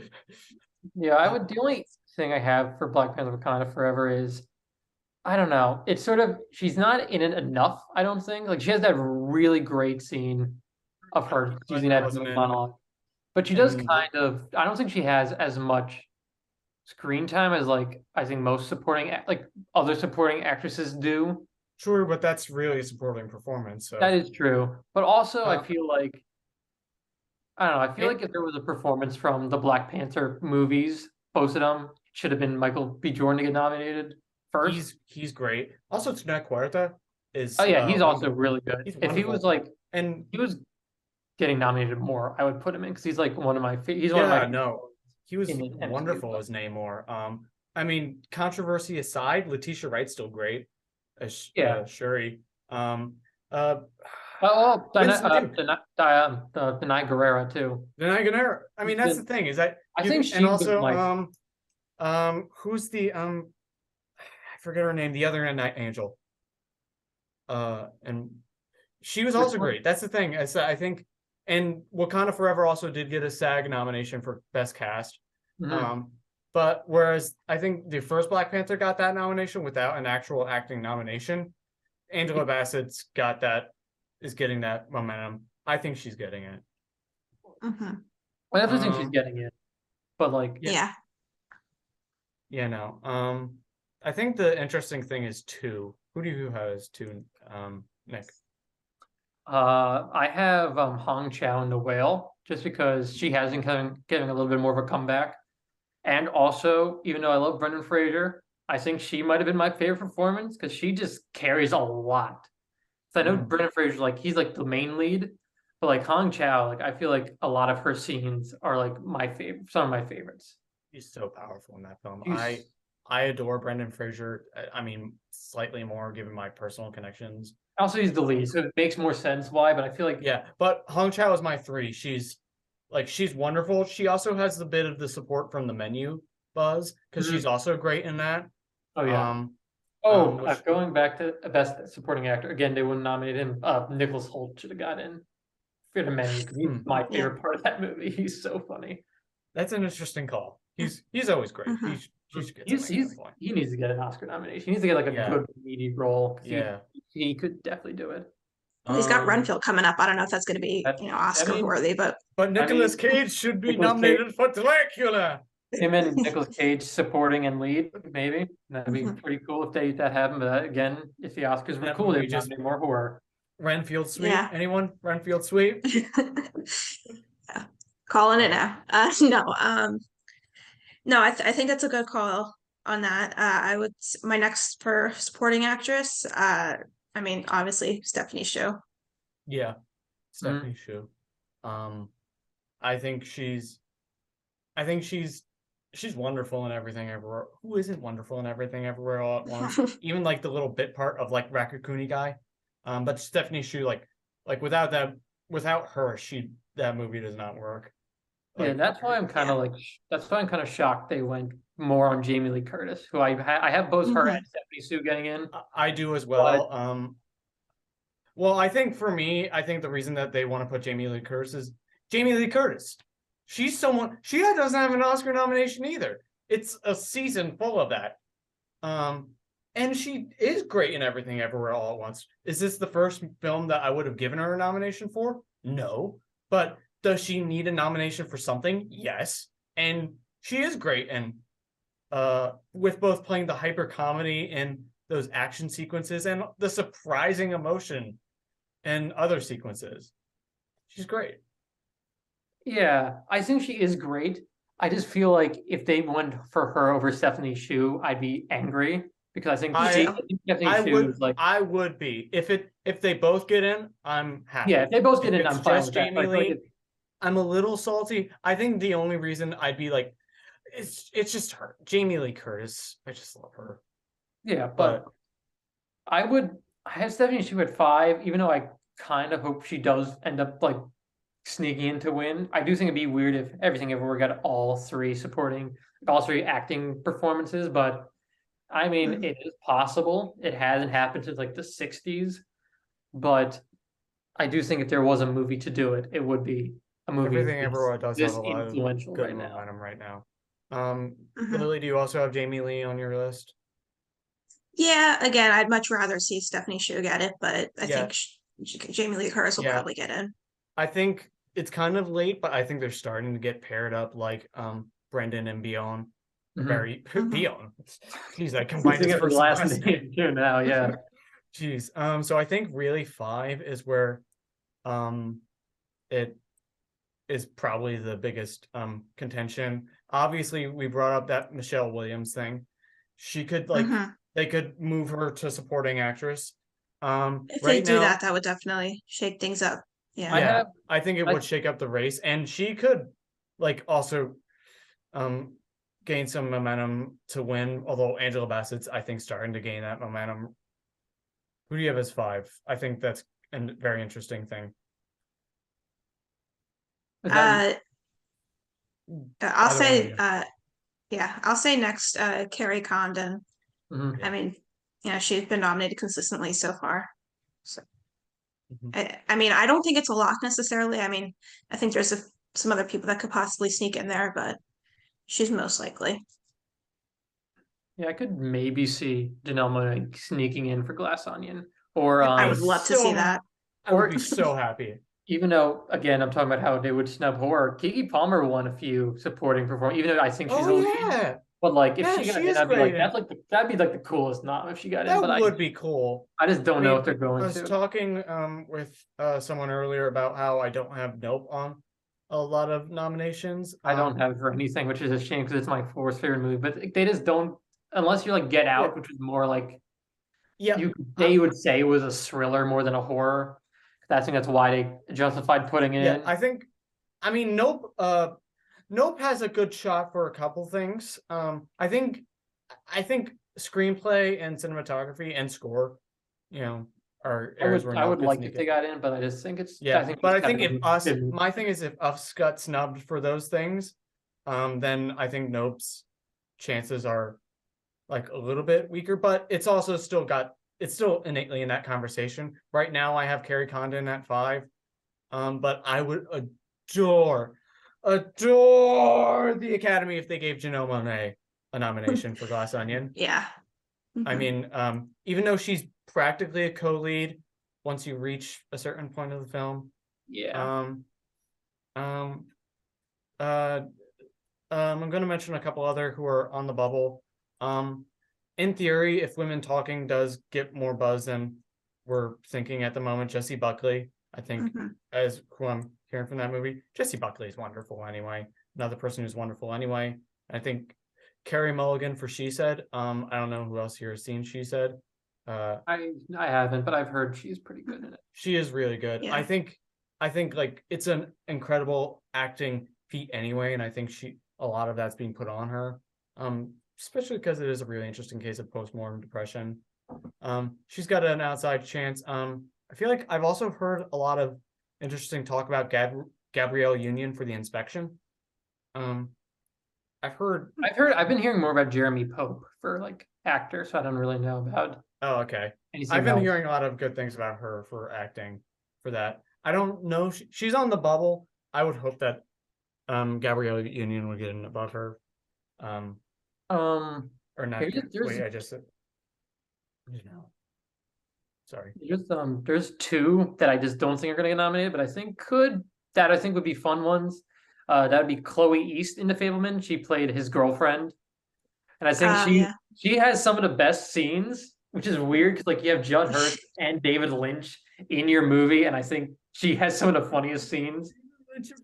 And I guess she is kind of too small of a supporting role, but I feel like if they could, I would go for it. I think she's a really fun role. And then Jean Smart in Babylon, who has that really good scene with Brad Pitt. Yeah. Scene, yeah, that. Yeah, well, I think kind of with Babylon, I think Margot Robbie's got the most momentum. You could also, in theory, see them putting Margot Robbie in that supporting actress category, but I feel like that's more I of think a that's stretch more than Michelle Williams. Mhm. Michelle Williams. I think Margot Robbie's got the biggest chance, but she did have a great scene there. Yeah, is anyone else we want to bring up? Triangle Sadness. I know a lot of people are predicting Dolly Dayon. I don't really know much Okay. about that movie. Yeah, But she's been getting stuff, so that's a maybe. yeah. But like I took her out for both Everything Everywhere Women because I just think they're probably Yeah. stronger. I'm surprised that there's no supporting players from the Woman King that are in the talks, like Lashana Lynch or any of the other fantastic, phenomenal women in that movie. I mean, that movie is an incredible ensemble feat. Mhm. I think that movie should have more supporting actress contention. I mean, again, Dark Horse, Zoe Kravitz for the Batman, but not a shot. I don't know It's about great. Zoe Kravitz. Like I But would think Paul Dano in the Batman would have been a better non-performance, or but- Jeffrey Wright, because I think Jeffrey Wright's just been Yeah, our role recently. that's just me just wanting to bang the Batman's drum. Mhm. I guess we should probably get to original screenplay, which I think is the easiest one. Everything Everywhere All at Once. I think it's between that and Banshees, because Banshees, but they're like going back and Yeah. forth. Pretty much. I think that'll be. I think Everything Everywhere. I think that is really one of the most original concepts you could come up with. But Banshees also has a very interesting concept, and since Everything Everywhere is going for so much else, Banshees could sneak it in, kind of like the father did on the Nomadland year. I think then 3 is probably The Fabelmans. I could maybe see the Fabelmans like surprise winning. If they want to give Spielberg a director, they could give him screenplay and give it to Tony Kushner as well. See, I think, Yeah. But again, I think Everything Everywhere is probably gonna win. yeah, I think Spielberg's got director, or I think they're probably leaning harder on that for the campaign. But I mean, Like if they Lily, wanted to give it picture, I feel like if they wanted to give Fabelman's picture, they would have given him director and screenplay, because that's more of a package than like not necessarily. I mean, last year, Coda was getting all that momentum for Best Picture and didn't even have a director nomination. it did have So- screenplay though, so Yeah, I did have screenplay. And in theory, I could also see a world where Everything Everywhere pulls a Parasite, where it just gets original screenplay, director. that's Yeah. what I have right now. 'Cause I just think That's a very realistic reality. I think I think it is a world where the Oscars like to spread it out a little bit more, but I think even if Everything Everywhere All at Once didn't have that massive Best Picture momentum, I think it has original screenplay in the bag. also If not Banshees. I do feel like Everything Everywhere has more. I would say it's stronger than Parasite in terms of like possibly winning, because it has acting nominations. Yeah. And I actually feel like Everything Everywhere is going to win more than 4. I think it's at least I have it winning at least 6.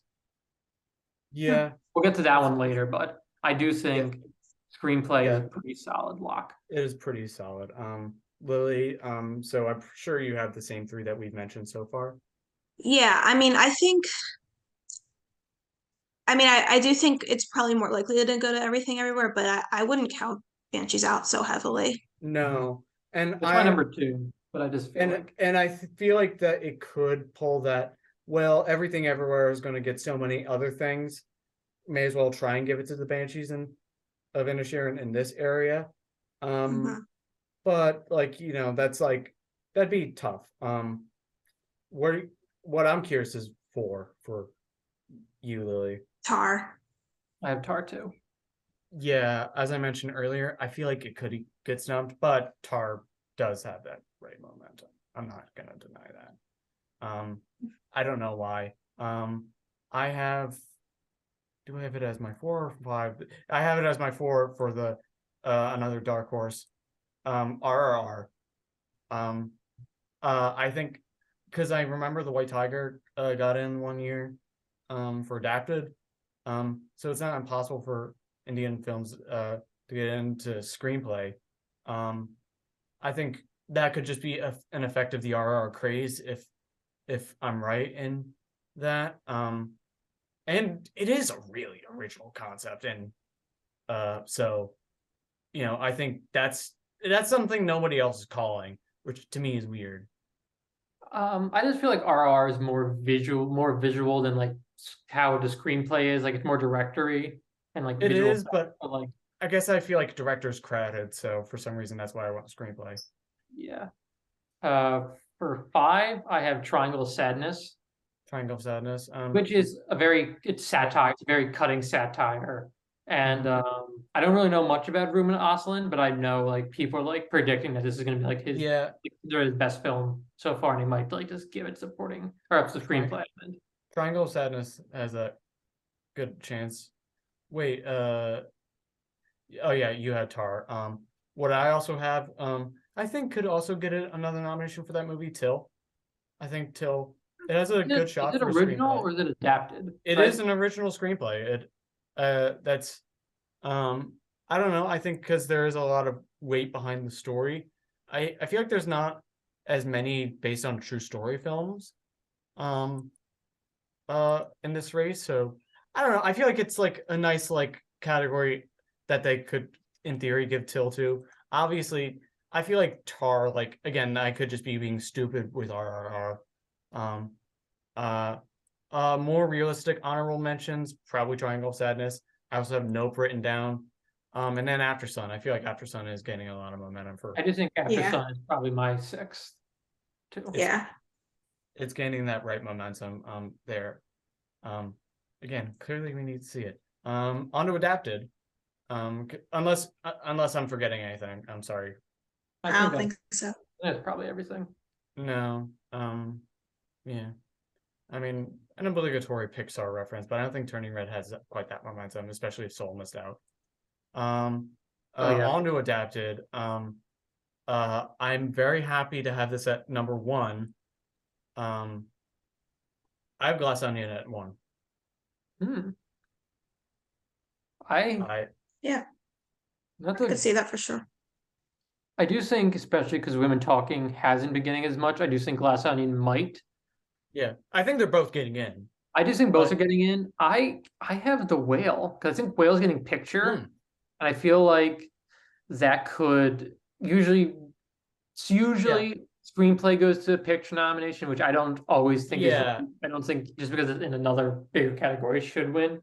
I don't really Yeah. think The Whale should win. I think probably Glass Onion or Women Talking. I haven't seen Women Talking yet, but I've heard the screenplay is fantastic.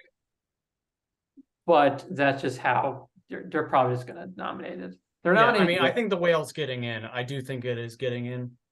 Even though, I mean, obviously, I'd be happy to have it on Best Picture. It is on my top 10. I think adapted screenplay, it's a pretty solid bet.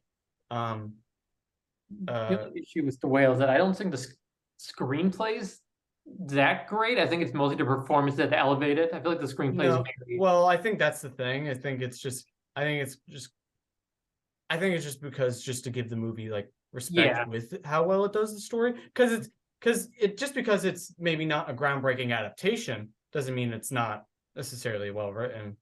Because I've heard it sticks very closely to the play. Which sometimes they do like how well it sticks to the source material.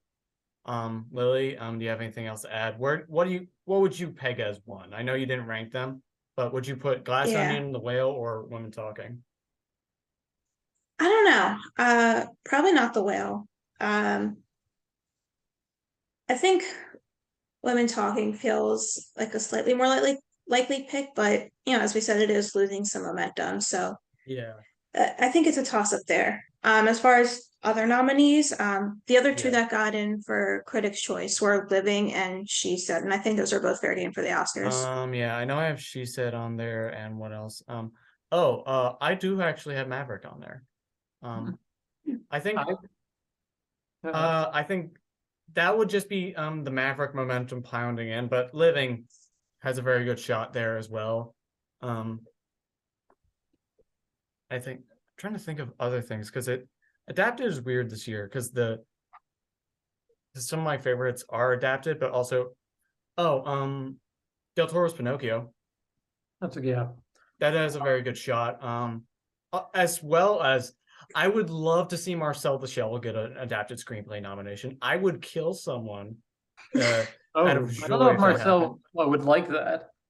I don't care. Yeah. I have murderous tendencies. I do have She Said in. I have All Quiet because I just feel like that's a best picture contender. It's based on a movie that's based on a really popular book. And I do think it is probably the strongest foreign film to get screenplay. Another one that I think could be a dark horse is The Batman. I do think because I would love the Batman getting in. You don't? No, I would. Oh, okay. Because I feel like mysteries are more acceptable in screenplay rather than like director or picture. Yeah, well, I feel like that's like a good potential like dark horse. Yeah. And it is like it's well written. There's some funny dialogue. There's some and it has a very good political commentary backing to it, which I also think gives Wakanda Forever a theoretical chance in an adapted screenplay. I think Wakanda Forever is kind of stealing Batman's category Batman's Love and Above the Line.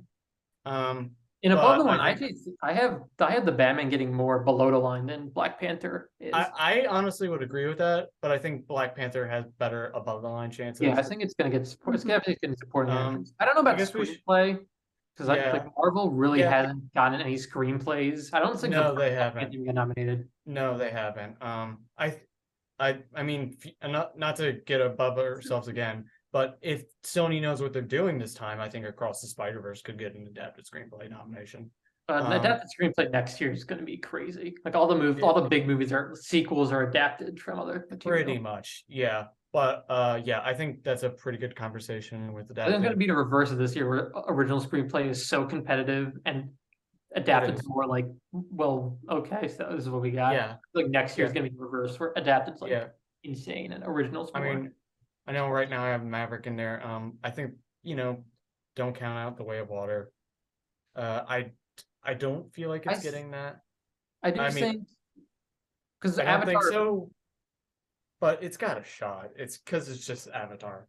because the first Avatar didn't get a screenplay It nomination. didn't. I don't think it did. So I just feel like this one Yeah. might, because it's less dialogue too. It's more like No. And experience of- whenever people talk about Avatar, it's always the visuals and and it's less story. And I like the story in Way of Water for the most part. But Lily, you got anything else? No.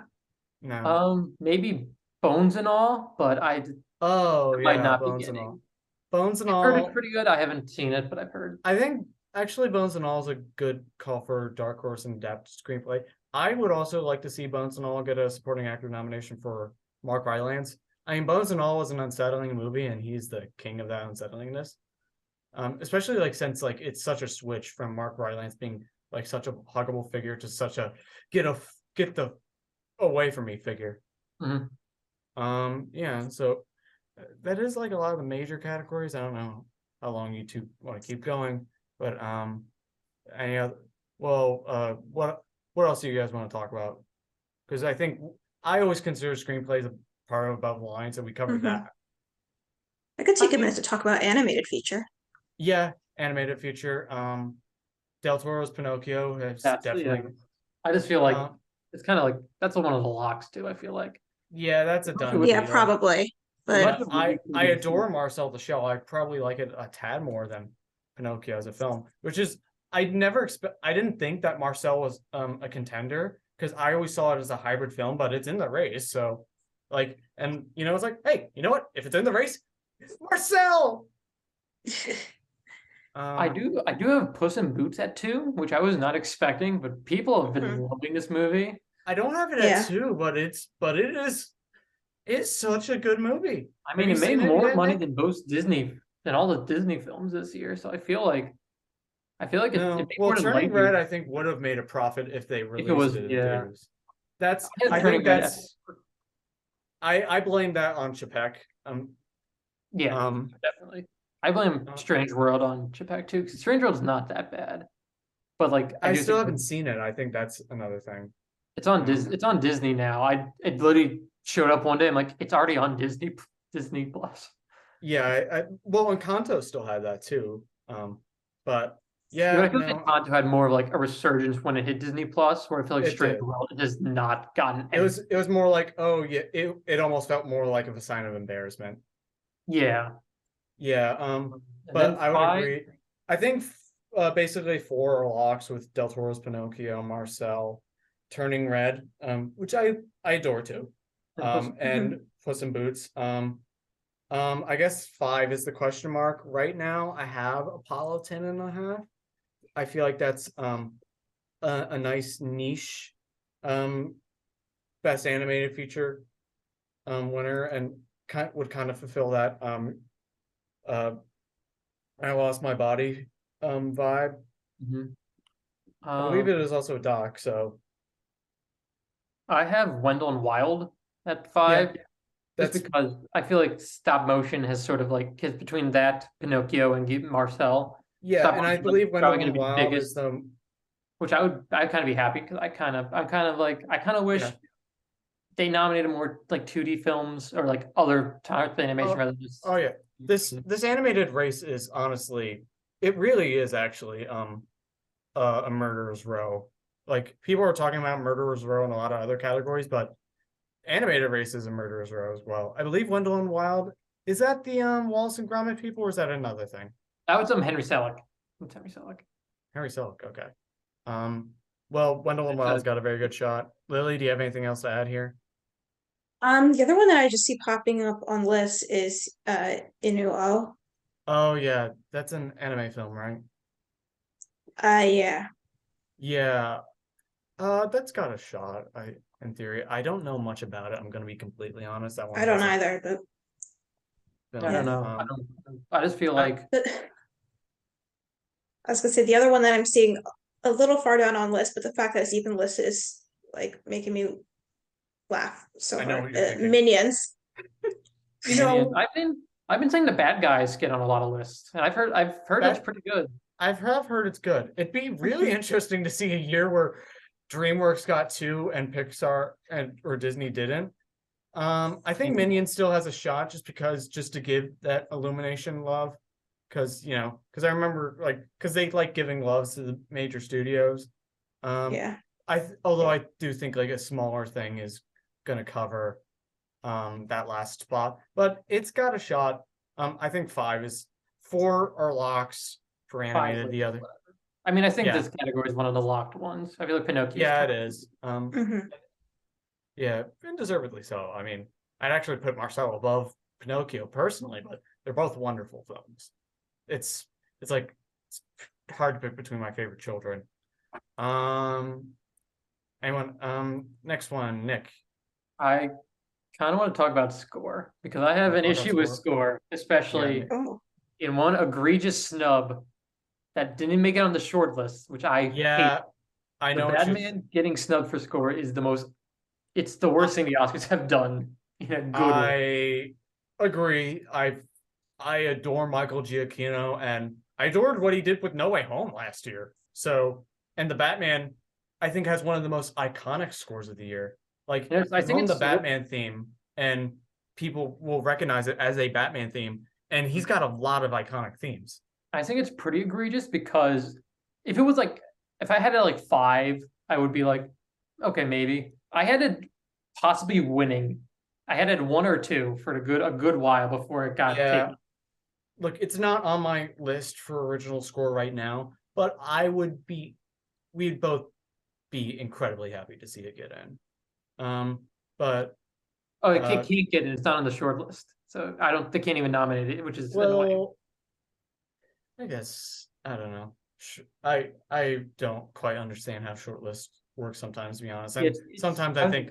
Then again, also to go back to Judas and the Black Messiah with what's his name being campaigned for support lead actor.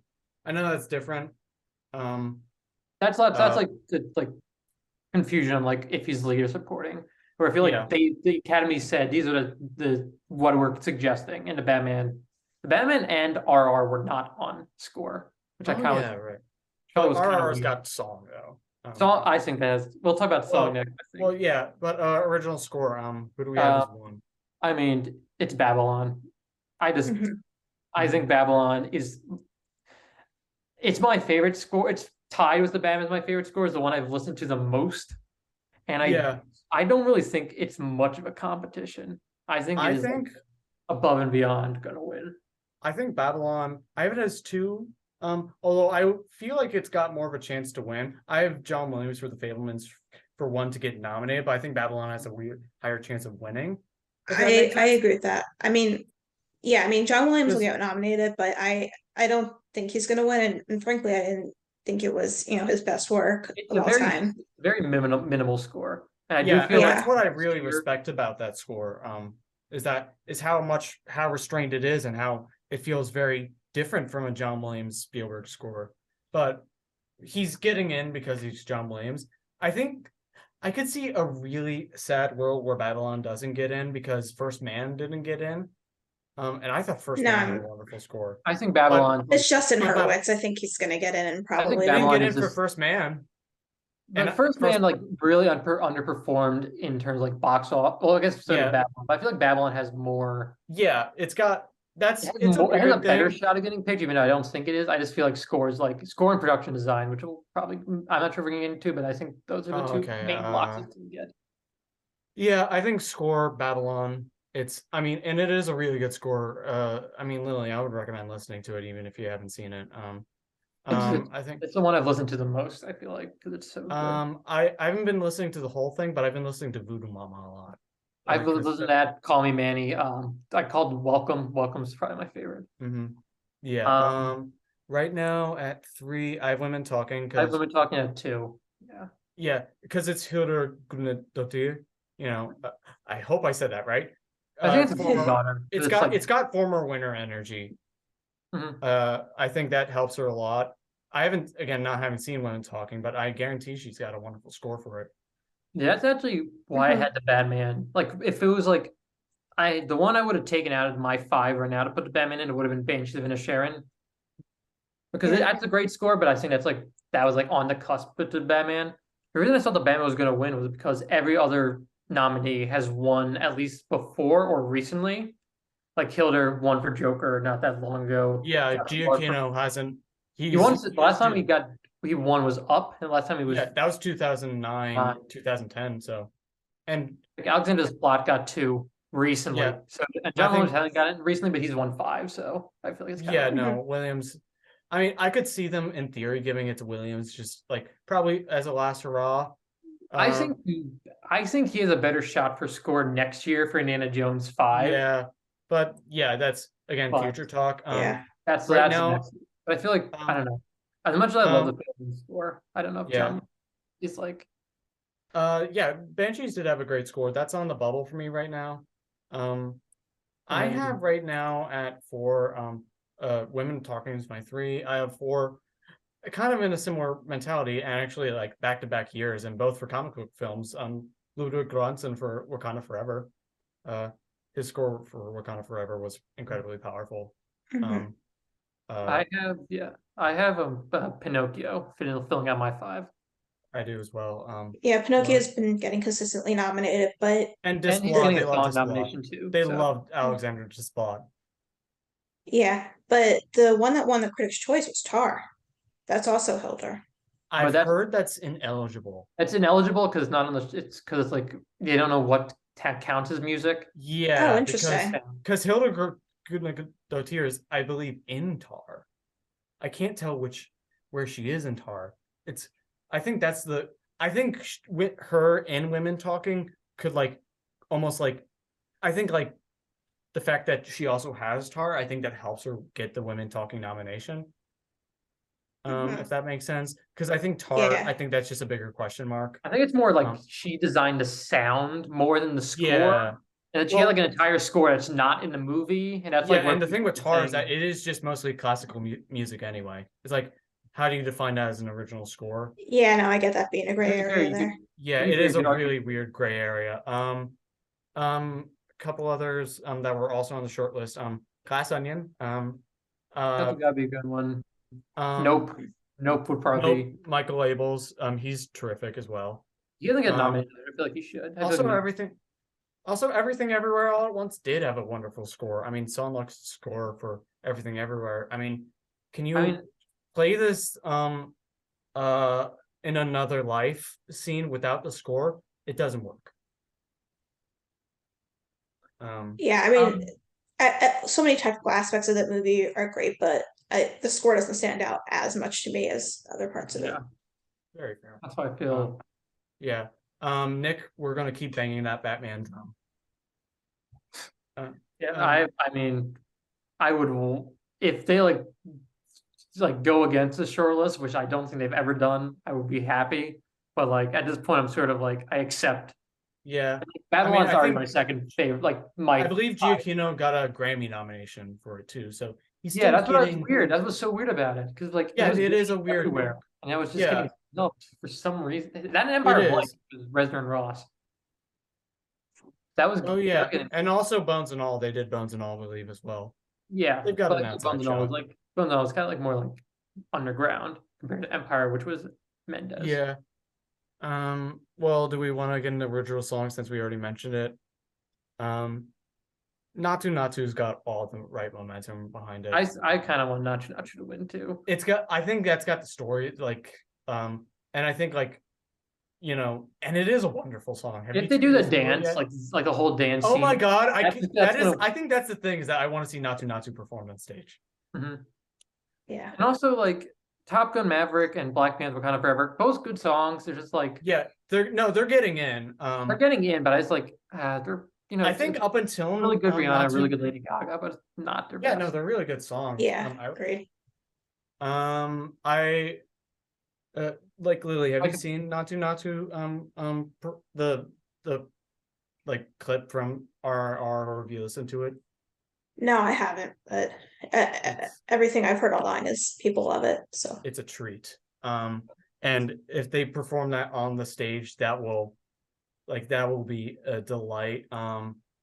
Let's see. I guess like, I mean, before Naatu Naatu, I would have probably pegged Lady Gaga for Hold My Hand. Yeah, honestly, I like the other song, Or Maverick, the whistle one. the One Republic song. yeah. I think Yeah, that's in a much better part of the movie when I feel like Lady Gaga Hold My Hand is like at the very end, and like it's kind of like yeah. it's good, but like I Yeah, feel like I also think, well, Lady Gaga also was a part of the score, and you could hear parts of Hold Mhm. My Hand incorporated in. Yeah, that's true. Which and I can almost kind of feel a similar thing with that, but for kind of Forever, where Call Risa. I feel like if that got nominated, I think I would prefer that. But also, yeah, but Black they're Panther good. They're again, good choices. They're good choices. they are. I just think Um, Black Panther has been is going to underperform in in like tech elements. So I feel like song I'm and not as sure about that, but that's just me. Four, I have Ciao Papa from yeah, Pinocchio. that's how I have to. I would have pegged My Son from that film, but So would I. That's yeah. my favorite song from that movie. Or the one that Ewan McGregor keeps singing, almost just for the comedic relief there. Lily, anything else that we haven't brought up yet for song? I don't know. I think those are probably all the front runners. Another one that I don't really think is going to get it, but wouldn't be impossible. Taylor Swift for Where the Crawdads Sing.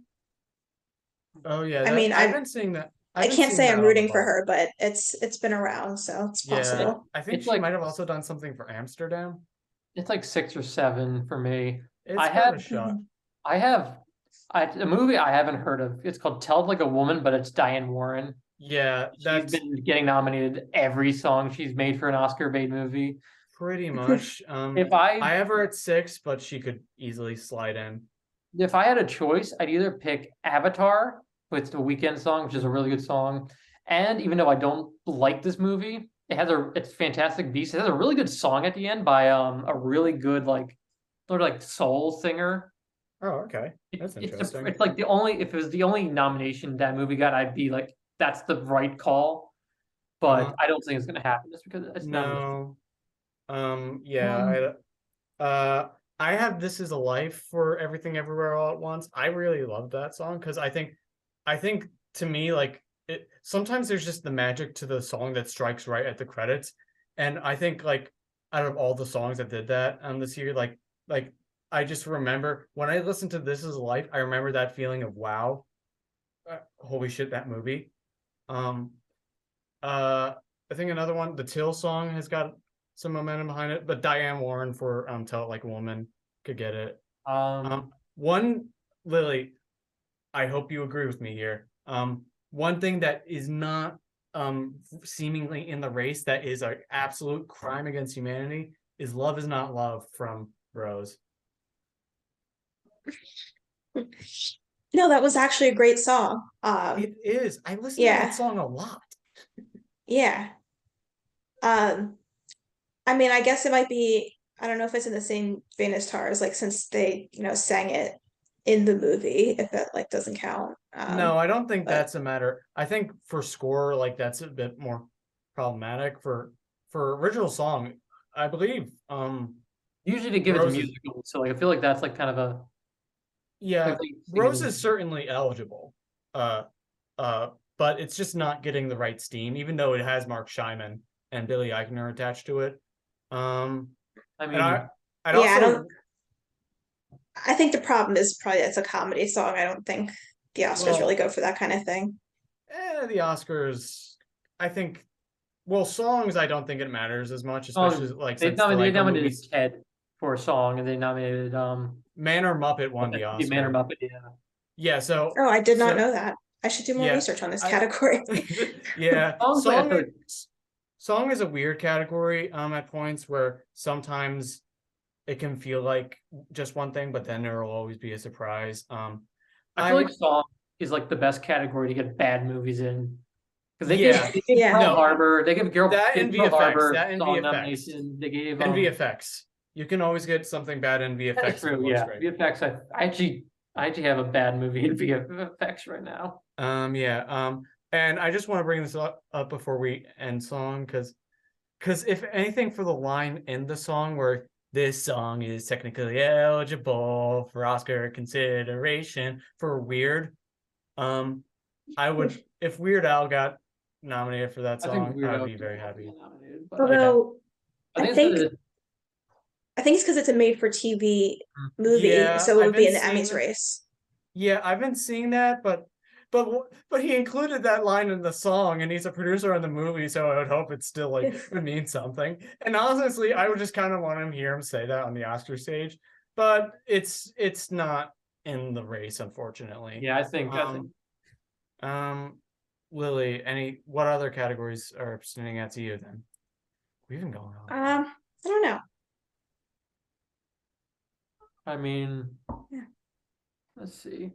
I guess cinematography is a Oh weird yeah, one. yeah, that is a weird one. I don't. Even though it's not my one, Nick, I don't think the Batman's getting snubbed here. No, I think it's been getting everything cinematography related, like Yeah. nominated. So I Right think it is. now, I have it as my 4 on cinematography, I but have it I as think it's my getting it. I have it as my 3. It could maybe go up if like because Yeah. Greg Fraser did win for Yeah, Dune he's a last former winner. year. He's got former winners always like have a little bit of a boost. Um, and honestly, I kind of like the Batman like visually more than Dune. Yeah, I think too. I think Dune's. I won't say And Dune was Dune's bad. fantastic, but I don't Greg want to say Fraser is Dune was just a talented. bad cinematography winner. Like I preferred West. I think I would have preferred West Side Story to win cinematography last year. I think To that's. me, yeah, well, But like I that's understand the why Dune won because it's like that's the so past. massive. I have one Top Gun Maverick. I have Top Gun one Hmm. too. I think this is Top Gun's biggest category. Um, Probably, yeah. I would say That it's and like editing. second. I don't think it's winning editing. I have it winning sound. Sound too. It could uh easily but I have Maverick at 1. I think just because like I didn't even think about it as much until I rewatched it like 2 times in December, but like it is really incredible how what they do with the plane sequences Mhm. like you watch the original and that it's night and day. It's just like wow. And Hmm. even with like the shots that aren't the plane sequences, it's a gorgeous film. Oh yeah. Um, Next, Way of Water, I'd say. I Um, actually don't. I don't think Way of Water is going to get nominated. see, I kind of feel like that and VFX are pair and pair. The Um, reason I don't have it is because, for one, it's been missing a lot of cinematography branches. I feel like that's weird to be honest. But I thought it was also, a gorgeous. I don't know if this is like a rule, but in when Lord of the Rings came out, the first Lord of the Rings won Best Cinematography, and then Two Towers and Return of the King didn't even get nominated. That's all. So I do think Avatar could be like a rule, like if a sequel, if a But The franchise Dark Knight won, won cinematography, but Batman Begins didn't win. but it Like was nominated. It was the only nomination for Batman Begins. yeah, but I was saying like if one Lord of the Rings won cinematography for the first one, and then the Dune. Yeah, So I I don't feel like I don't know. know if it's like that. I just feel like Avatar is more like VFX and like cinematography. I don't know if the Oh yeah, cinematography is that because it's to me, like I feel like they're interlinked, which is why I have it up there. Lily, where do you stand on that? Break us up. I don't know where I stand on that, honestly. I mean, also Top Gun, I think, is getting nominated for VFX too. So I feel like Yeah, that could no, be like they it's both in are. there. Well, they're big movies, and big movies usually have a good shot at cinematography. I have the Fablemans right now at 3. I would have, but I feel like it's that and Babylon have been like missing a lot, which I feel like is weird. Elvis has been getting in a lot, Elvis, I do have Elvis in as Interesting. well. which I don't. I like Elvis. I don't know if the cinematography is like the thing I would go for. It is a female cinematographer, so that's kind of cool to have that in. Okay, I didn't realize that. But Okay. Um, and then I have Bardo. yeah, that's That's like one that whatever. I've literally not heard about recently until doing research. I have no clue what that film is. I mean, it's Inarritu. He did Oh, it Birdman, is. Oh, okay. but That's like it's yeah. been getting mixed reviews. It came out in No. like Venice and it was kind of like trashed. Yeah, no, Then it that's got kind of what I've re-edited and heard. apparently it's better, but I don't know. I haven't seen it yet. I haven't really I seen it. no. But it's a one, probably one of those one take, like looks like a one take movie. Okay. Lily, do you have it? I'm yawning. Lily, do you have anything to add? Um, yeah, I don't know. Cinematography is not a category that I necessarily been paying the closest attention to.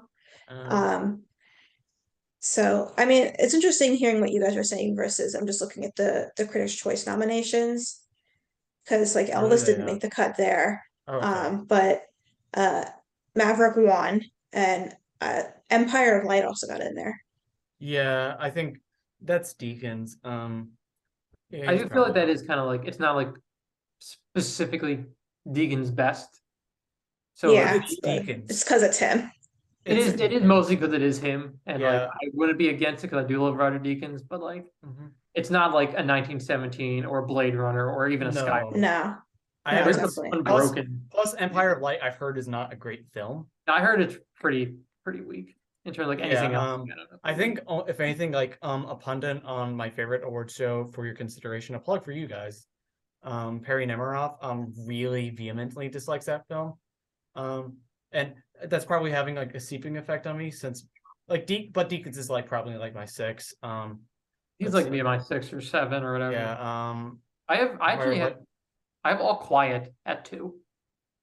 That's got a very That's good shot. that's been getting in everywhere too. Or like Yeah. it's been getting like I think after the BAFTAs, it's the fact that it's nominated so much, Mm-hmm. and Yeah. it is Also, a seemingly well-regarded movie, even though like at first most people probably weren't predicting it. Now it's like it's building a lot of momentum.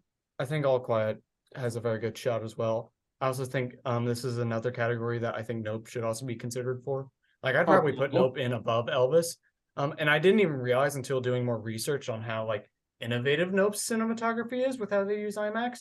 And it is like it's I would put no. I beautiful. if I had the choice, Nope would be my number one because it is my favorite looking movie of the year, and it's like I actually have the Batman personally. I think the Um, Batman is really good. I do Batman is like my second. they're I both don't know. beautiful films. I would say Nope uses its cinematography. I feel like Nope cinematography is more essential to the movie because like it's all about like looking up, and its whole point That's is like true. getting caught on camera. So That's true. That's kind of why I also feel like the Fablemans has a good shot at getting in. Lily, do you have anything I to would. add? What was, I don't know, a personal pick that we might have not mentioned? I don't know. I don't think I have anything for this one. Okay. I feel like editing is kind of similar. I think I have everything everywhere all at once for editing, Yeah. Maverick, Everett, Elvis, Tar. I I'm gonna bang the Glass Onion drum there. I think Glass Onion should be a deserving editing nomination. I think they could get in. Last year, Tick Tick Boom got in, which surprised me. I think it was worth a worthy nomination.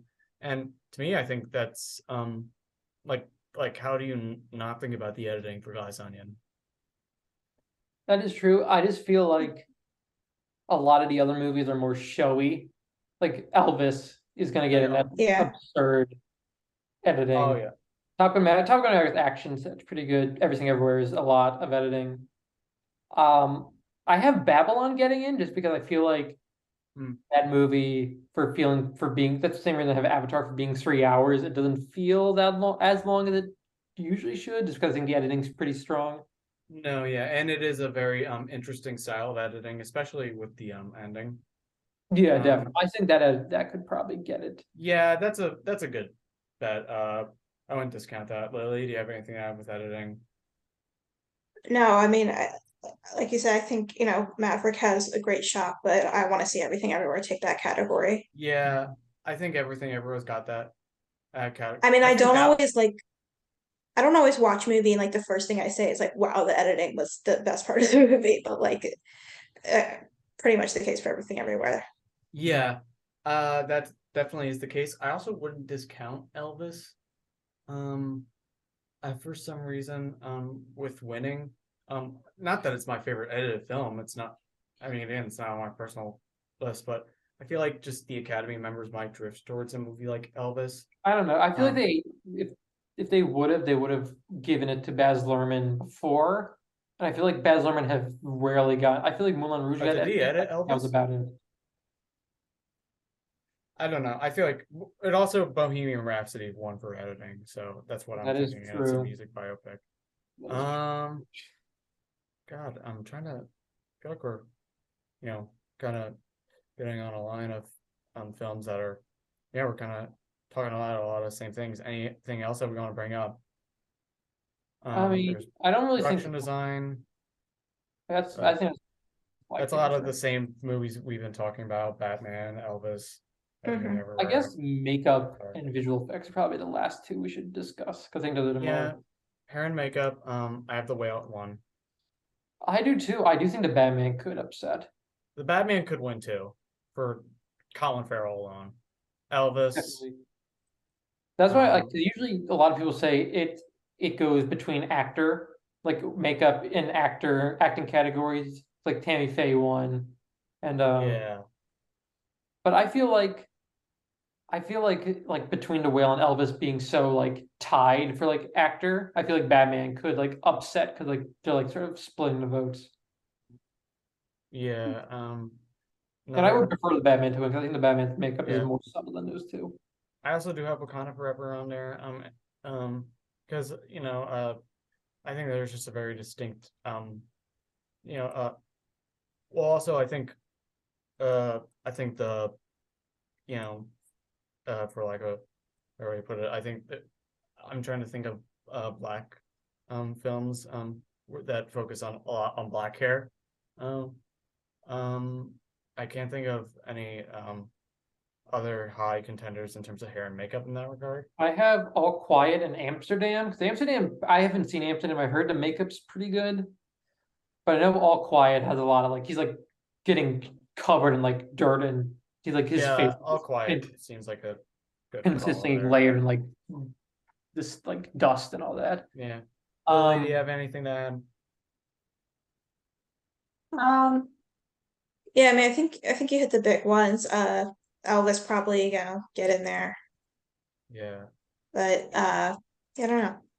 again, if the Yeah. Oscars were cool, they should have nominated The Northman, That would be an which it's interesting been like film. it's I don't think it's gonna get anything, which is a shame Uh, because I like Robert Eggers films. I just kind of yeah. wish it was. I liked Northman. I kind of just don't think about it that much, which I I always do think kind it of is one of his weaker films, but yeah. I'm looking at yeah.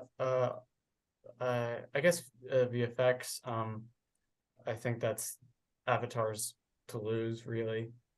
yeah, Um, Avatar is I mostly what have else is getting nominated. I have the Badman. I have Top yeah, Gun. yeah, Um, Hmm.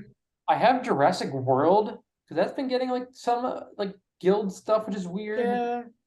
I wouldn't. I've It's heard the Minions looks the best out of this trilogy, so I wouldn't be against it. Also, it's a lot of practical stuff. So, okay. and Yeah, then I don't have it on, but it's got a shot. and then I have 13 Lives, which is like getting really picked up recently, which I can. Oh, okay. Yeah, that's the Ron Howard film. I haven't. I've seen it. It's pretty good. It's I've heard not. it's surprisingly good. I mean, it's a fine movie. It's like Ron Howard's usual flair. I feel like he's like a really good director. Like he just makes good movies. Like you're like, yeah, that was good. You don't really think about it. But apparently they use a Yeah, lot of like how the lighting is affected, and I don't know. yeah. I have Wakanda Forever still getting in. Although That I could would probably say Multiverse of Madness was to me more visually impressive with the effects. But I think like Wakanda Forever, just because it's more in the Oscars race, which is kind of like, I mean, because Wakanda Forever did look great visual VFX wise, even if I would hope that that would be a ploy for Marvel VFX workers to get paid more their dues. Because as much as I love those films, I, you know, can't stand with that. I have All Quiet on the Western Front here because I remember 1917 won for VFX, That is true. I might actually and switch Jurassic World after that. and I think I don't like know. I just feel sometimes like the Oscars like a good subtle film. yeah, I just don't know. I don't know because at this point I have Banshees and All Quiet tied for the most nominations, and I I don't haven't know. done it. I haven't done a tally yet, so I'm not sure. And I just don't know if I don't know if I like having those tied. I I don't know if think All Quiet is. I don't know if All Quiet is going to be the most nominated. I just feel like it should be like an Everything Everywhere, but I just have Everything Everywhere. I think that's I think it could still probably be Everything Everywhere. I haven't done the math. I also don't think I'm as high on All Quiet, but it's got a lot of chance. Lily, do you have anything to add there? I mean, I feel like you're kind of on the same page that Everything Everywhere is probably going to get a lot. Yeah, I think it'll get a lot. I think it'll probably win a decent amount. Probably, I think it's likely it wins the most of the night. I think a lot of the other categories will spread out, but Yeah, I think everything everywhere will have a lot of overall wins. I still think The Fablemans is going to get a lot of nominations. Maverick is still getting nominations. I mean, Yeah.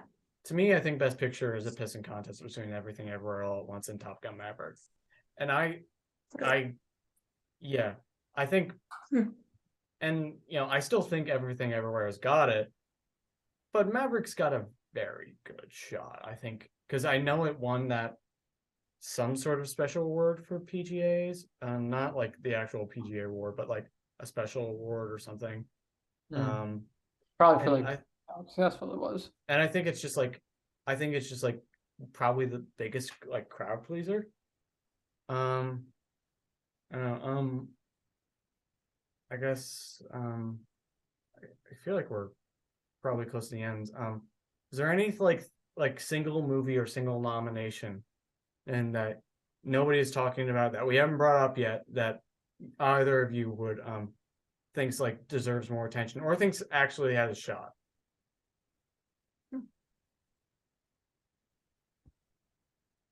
I would say probably The Menu getting at least something. I like that. That movie's really good. I think it is one where you could argue if it's horror or not, and I feel like they would be more accepting of being like, yeah, we could throw it in. That's more thriller or dark comedy. But again, I do not know. I think Menu's got a good shot Yeah, for no, screenplay. yeah, I'm not really sure what category the menu would best fit in, but I feel like it could sneak in somewhere for sure. Yeah, that seems like a good call. I like The Menu. I don't Maybe really. even Prey, which is a movie that came out a while ago. Yeah, is that eligible though? I thought it was a streaming only. It might be. I don't fully know. I've heard. I still need to see it. I've heard it's great, and it's Temple One. I mean, because like the Netflix movies are technically they were streaming, but like I don't know if it like was released. I don't know how it really works with that. But I would probably say either The Norseman or Prey. Good calls, Lily.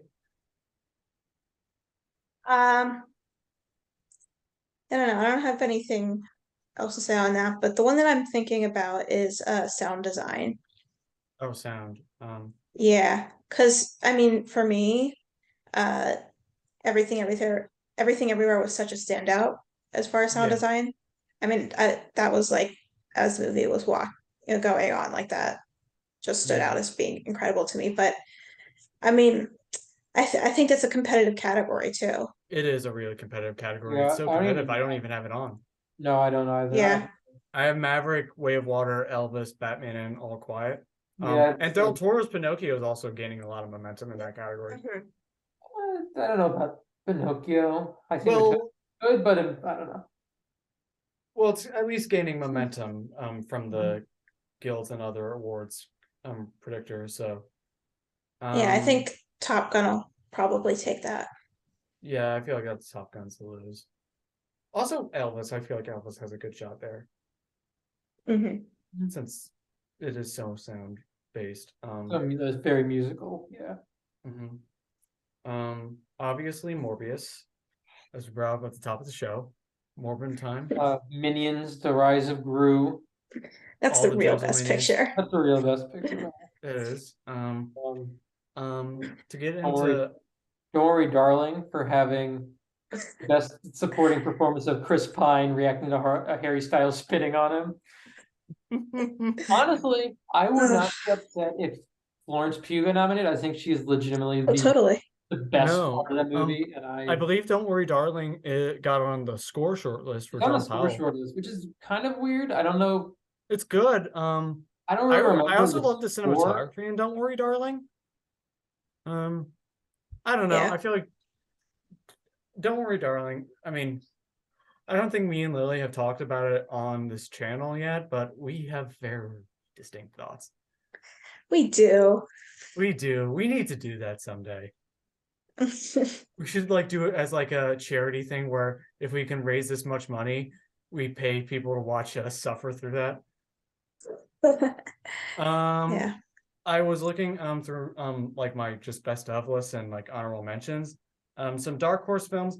A film that nobody's talking about, Armageddon Time, was really interesting. It had a lot of like great cinematography, great acting. Anne Hathaway was great. Hopkins was great. It's not on my top 10, but it's a really good pick. And then one specific category that I think, oh wait, also like hair and makeup too, for one thing, Mia Goth as Pearl. In X or Pearl? I would say X more. I would say X as performance too. I feel like X is more. She's doing two different characters. Yeah, Pearl's also got that monologue though, and people love that. And also the, you know, I would be very happy to see Mia Goth get a nomination for Pearl. In either of those cases, that's kind of like a good dark horse. Trying to think. There's also some films that I just haven't seen yet. It's like Aftersun. Like I feel like that's like on the bubble for a lot of us. On it for some. And none of us have seen it. So Yeah, that's probably next on my list of things I need to watch. clearly. I mean, also women talking. Like this is more like tech ambulance. I think you get a sound or VFX. It's one of Michael Bay's more like restrained movies, which I kind of respect. And I haven't seen it, but I could see it maybe getting sound. His movies used to get like a lot of like tech noms, but now they have. Yeah, I just don't hear a lot of people talking about ambulance. I forgot that came out, to be honest. Yeah. I mean, I see a lot, so that doesn't help either. Trying to think. I think we've covered a lot of it. Yeah. Even like some things for next year. Like, actually, I don't remember other than Barbie Sweep. Barbie Sweep. Yeah. Oh, I cannot wait for that. It would be the responsible thing to tell you guys to like, comment, and subscribe and share this with everyone at the end of this video. And then also probably be sure to see us talk about the actual nominations. I have no clue when, but I feel like a more fitting end is, well, do we want to do Barbie Sweep or Morbid Time? I think Barbie Sweep. We're Morbid than 2020. We're leaving that in 2022. Yeah. That's fair. And that's fair. Barbie's actually going to be a good movie. Yes, that's true. But seriously, everyone, if you watch this, I think out of all the discussion-y things, I think this is the longest one. I think it is too, yeah. Jesus Christ. I don't know if I want to pare this down or break it into two parts. I don't know. Why are we doing this for such an up-and-coming channel? We're probably idiots, but hey, if you watch this, thank you. You're an idiot too. And I say that with love. And with that, have a great night. We'll see you soon for the actual Oscar nominations. And 3, 2, 1. Barbie Sweep, Barbie Sweep, Barbie Sweep, Barbie Sweep, Barbie Sweep, Barbie Sweep, Barbie Sweep, Barbie Sweep, Barbie Sweep, Barbie Sweep, Barbie Sweep.